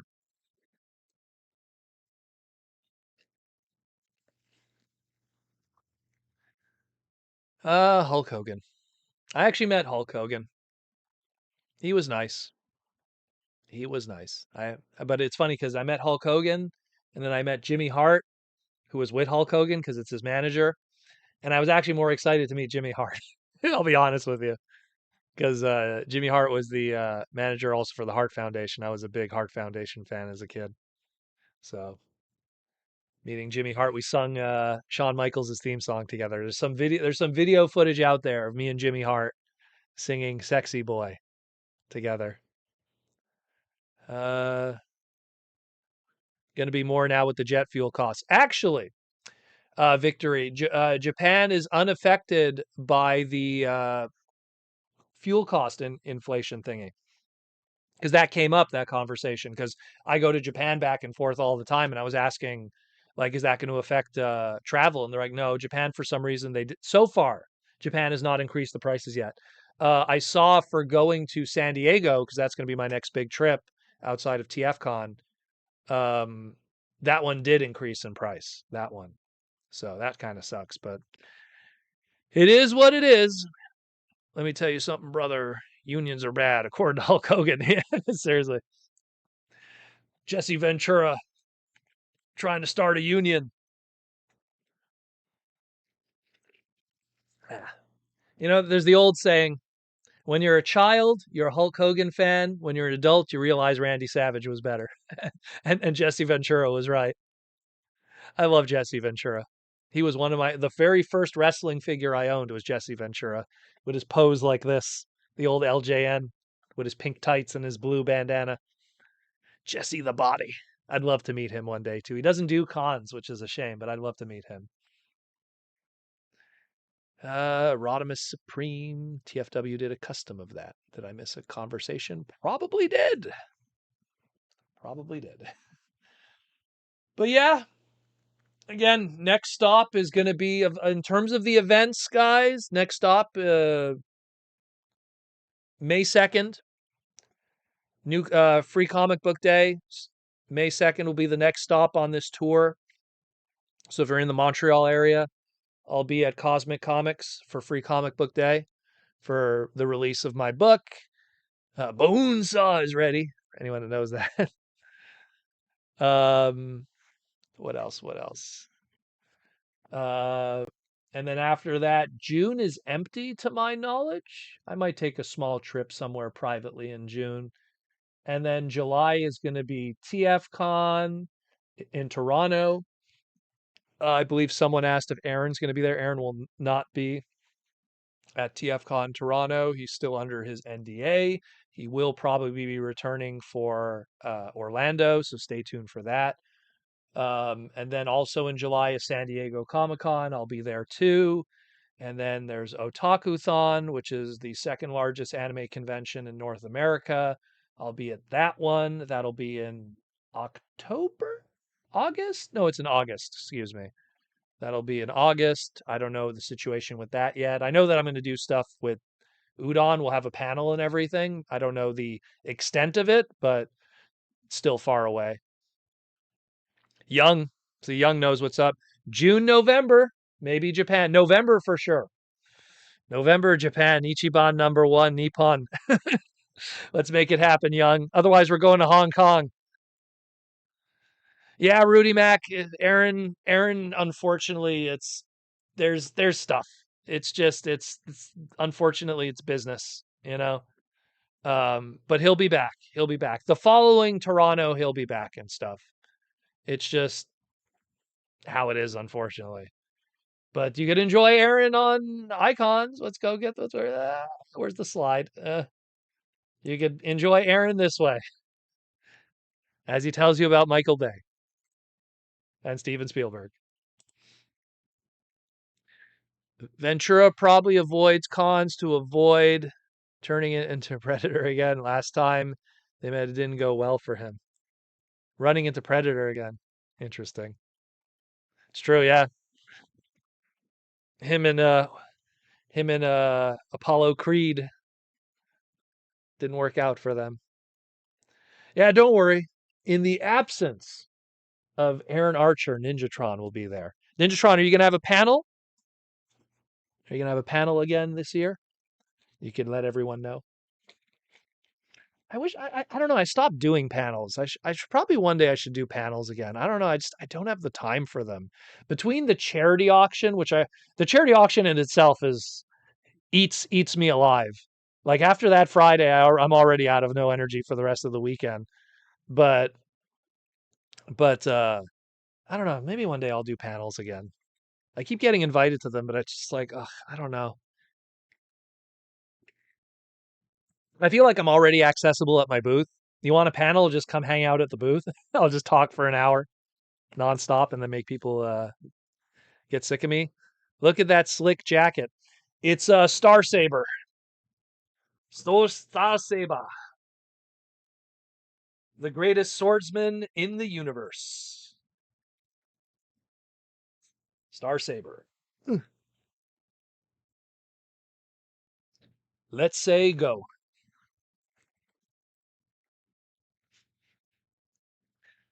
Ninjatron is a suitable guest. Yep, I think it is. And autographs are free with Ninjatron. Cringe McCringle, I wonder where Daniel will be at Toronto. Perhaps a booth in the dealer room. Yeah, that's the plan is I'm gonna be at Cringe McCringle's booth. We'll have a corner booth. So we'll have a nice corner booth and stuff. So I'll have like an offshoot section with the Mega Man comics. So you'll be able to get by TFCon Toronto.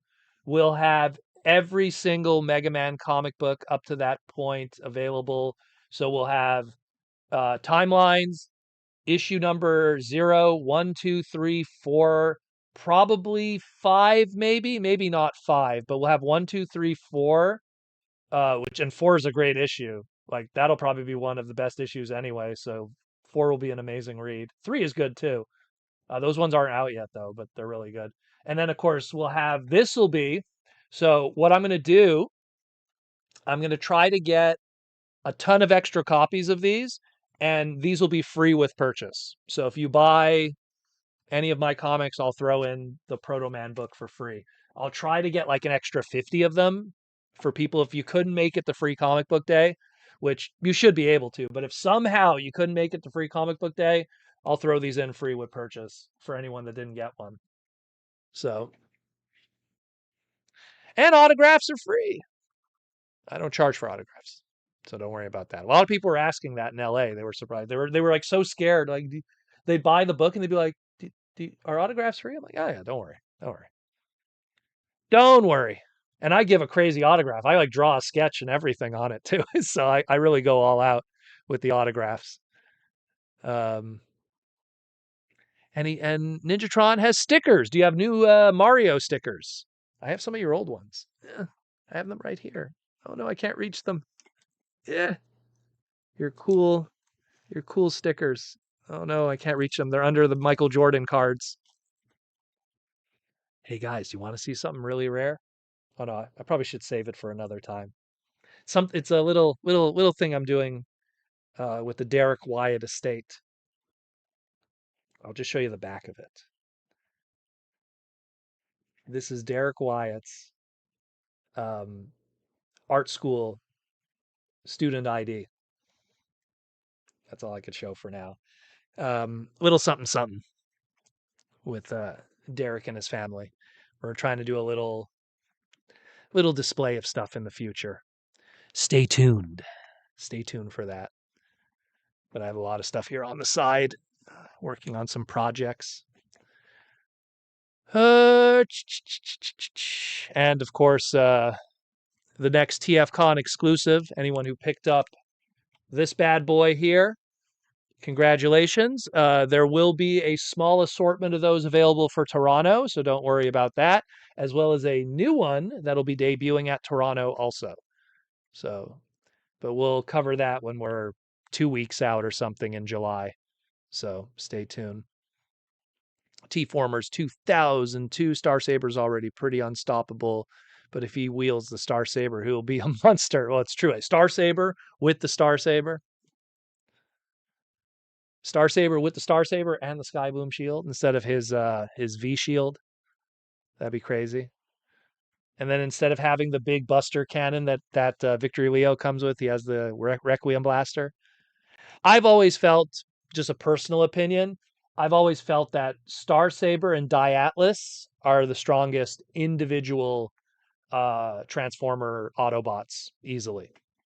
Like I feel like Star Saber in a one-on-one battle with any Autobots, not counting like combiners and stuff, and even then I think he probably hold his own against combiners. I think he could take out anybody. I think like Fort Max could come at him and he'd figure out a way to get up there and just jam the sword in between his eyes. And Diatlas is kind of in that same level too. Only because Star Saber survived a supernova. A planet exploded and he was just kind of busted up. So that kind of like that's why to me Star Saber is like, oof, he's pretty power scaled up there. Lizard Sphere X, do you think there's any issues with blockies being compatible with mainline? I've been thinking of making a car line compatible with to recreate the Armada feel with mainline.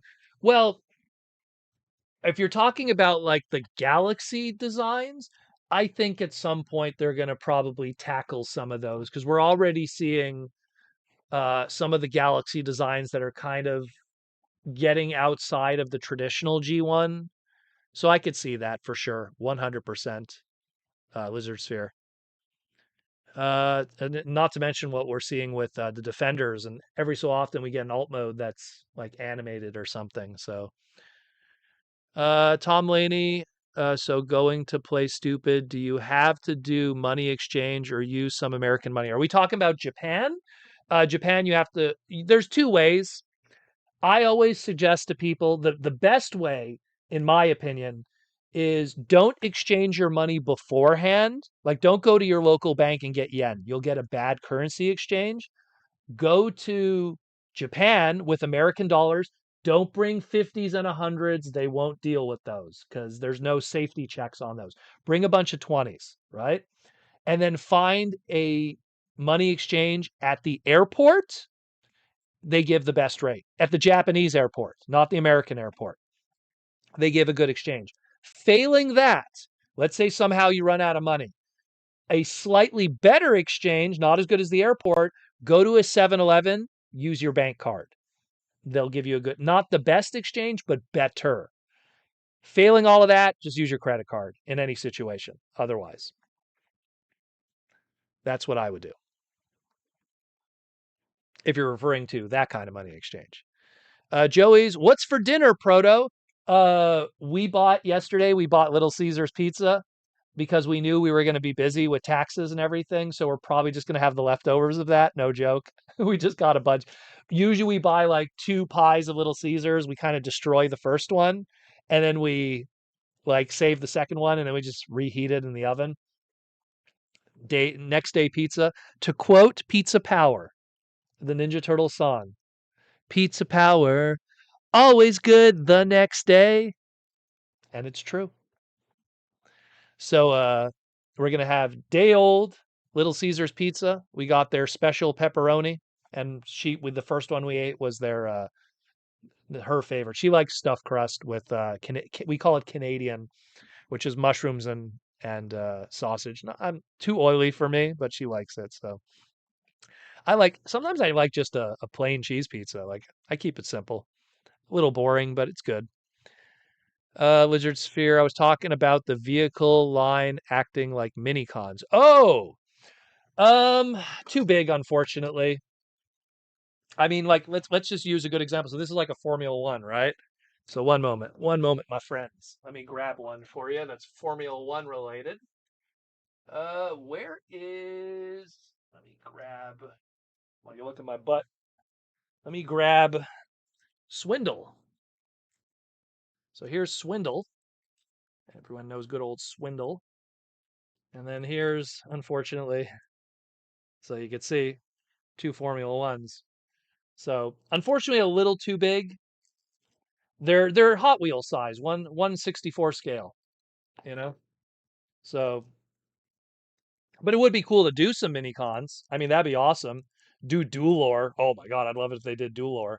But they would be terribly out of scale in comparison, for sure. For them to be in scale with this, they'd have to be the micro machines. If anyone remembers the micro machines, you have micro machines, and then you had micro machines, which were like it'd be like a little business card, and it would unfold to make a little playset. And it had a micro machine that was like 2 centimeters tall, like you could swallow it like a pill. They were so tiny. Canada for TFCon. Oh, same story. So for TFCon, what I would suggest then is you exchange the Canadian currency in your own state, right? So go to your local bank in the United States, exchange to Canadian currency in advance for that. Failing that, wait until you get to the United States, to Canada, and try to find an ATM machine that isn't a standalone one. The standalone one are going to have all kinds of hidden, expenses and fees and everything. So, but try to find an actual bank that you're related to. It might be a little tough if it's a bank that, isn't a chain that's available in Canada, but I would usually do all of that beforehand. That's a little different. the exchange is usually better with your own bank for Canadian currency because American dollars are very strong compared to Canadian dollars. So the bank will always give you the best rate for destroying the Canadian dollar. That's what I would do for Toronto, and then you'll get some great stuff. T-formers, I have to wait till we get to where I'm going because my bank doesn't do exchange. What? What do you mean your bank doesn't do money exchange for Canadian dollars? I've never heard of that. Most banks, come on, if there is one currency it's going to do exchange, it's got to do Canadian. Like your bank's going to do even yen. Really? What bank are you with? I have never heard of that. That is interesting. I'm a big money guy, so I'm surprised by to hear that. Then you're with the wrong bank. What bank doesn't do money exchange? Ashnud, for the mark of a good pizza is how it reheats the next day. Damn right. Damn right. Little Caesars, it tastes great. It tastes like as if it was new. So it's always good. I'm not big on oily, heavy pizzas. Like I don't want to like knock them, but there's a place locally here called Pendelli's. And my mother loved it whenever we would order from them. And me and my father are like, ugh, Pendelli's, because it was so oily. Like if the slice is just like all the toppings are falling off, like you can't even hold the pizza, and it's just the toppings are falling off and it's all oil and grease. Ugh, that's not a pizza to me. And those things never reheat well because then you put it in the oven and the oil freaks out with the heat. Ugh, yuck. Rodimus Supreme. So if you're into niche S scale model railroading, I love S scale. I also love G scale, but I can't afford it. But I love S scale. G scale is God scale, as we call it. Stuff. That's the scale for S scale. Look, if I had all the space in the world, I have. I have to dig it up. I have old photos of when I was a kid. I have a giant, and I mean huge, huge, huge, huge train set. To this day, we still have what my father did is he took a piece of 10 foot by 10 foot wood. It's huge.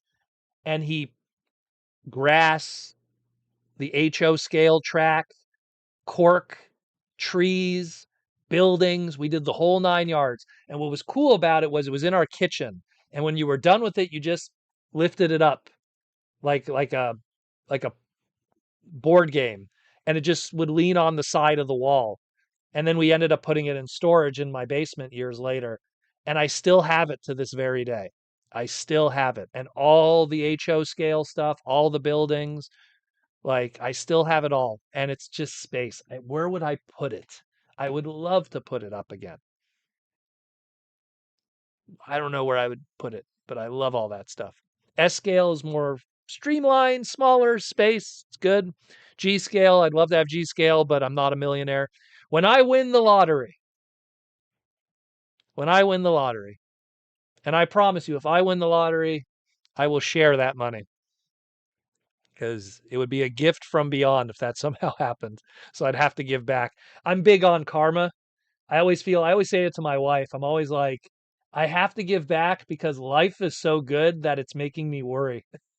You know, it makes me worry sometimes. Like, man, all these opportunities, all these great things in life, something's going to happen that's got to be negative. It has to balance, you know? So if I won the lottery, I got to give away some of that money because it's just not going to work out. Uh, I have my grandfather's O scale trains. Wow, good stuff. Good stuff. There's this great video I saw it on my Instagram. It was this guy.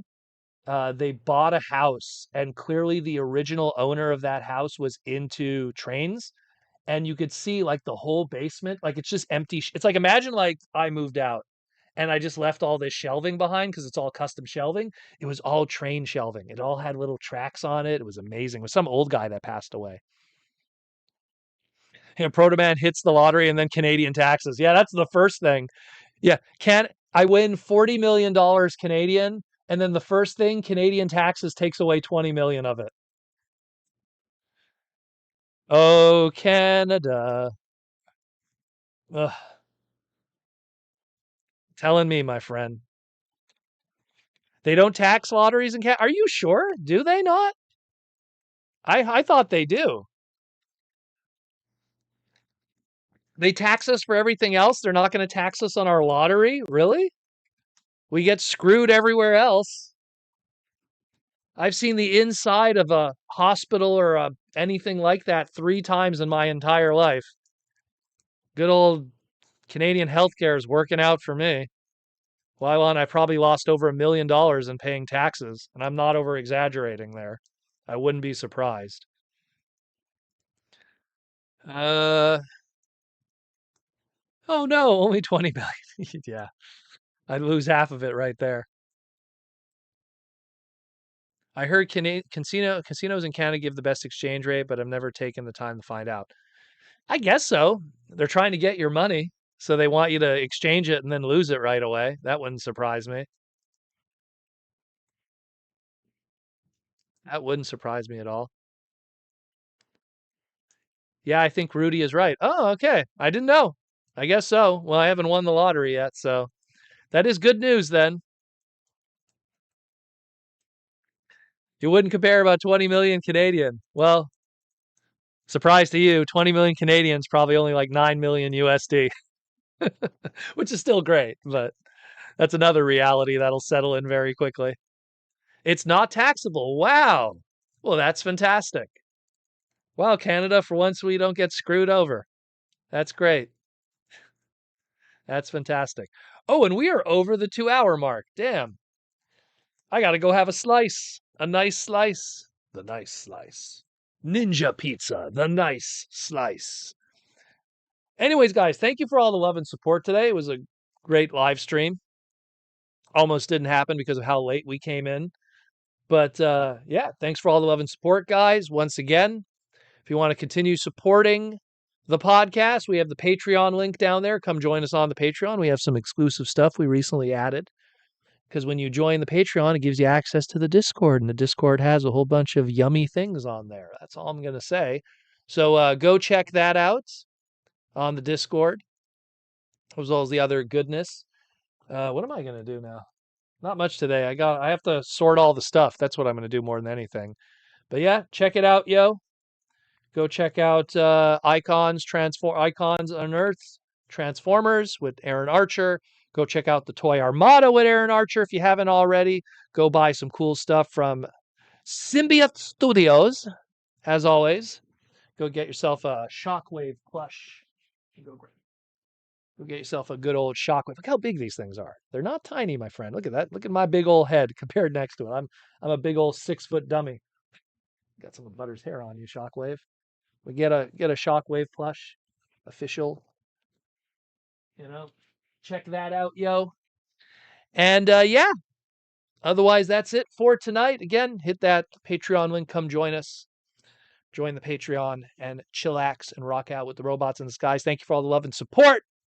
Rudy Mack with the $2 super chat. Great show. Thank you, Rudy. And I'll see you in Toronto very shortly. Actually, no, we're only in April, so still got a little bit to go. I don't know. What am I going to do with this? Maybe I'll just bring it to the charity auction. Maybe I'll bring it to the charity auction because I don't know. It's the same thing as the original practically. I don't know. I'll meditate on this one. I'll meditate on it. But I know I have a few other things I have to bring to the charity auction. Maybe that'll join it. We'll see. But anyways, guys, I'm out of here. As always, take care of yourself, your friends, your family, and your loved ones. There's a lot of cool stuff in this world, a lot of cool people to hang out with, and a lot of cool things to do. The world is not as crazy a place as people think it is. Ignore the news. There is profit to be made in your anger. There is profit to be made in your salvation of stupidity. There's a lot of that. A sad reality is every time you open the weather app, before you're able to check the weather, they play 2 ads. There's money to be made in your anxiety of what's going on outside the front window of your house. Ignore all of that. Enjoy your friends, enjoy your family, find a community, have fun. We have great hobbies. We have great people around us. There's so many things to do Don't stress. Don't shorten your lifespan. Just enjoy it. That's how I am. And follow your dreams. It might sound cliche, but I got to follow my dreams and live them. And I feel with effort, anything is possible. I'm out of here. As always, peace and roll out.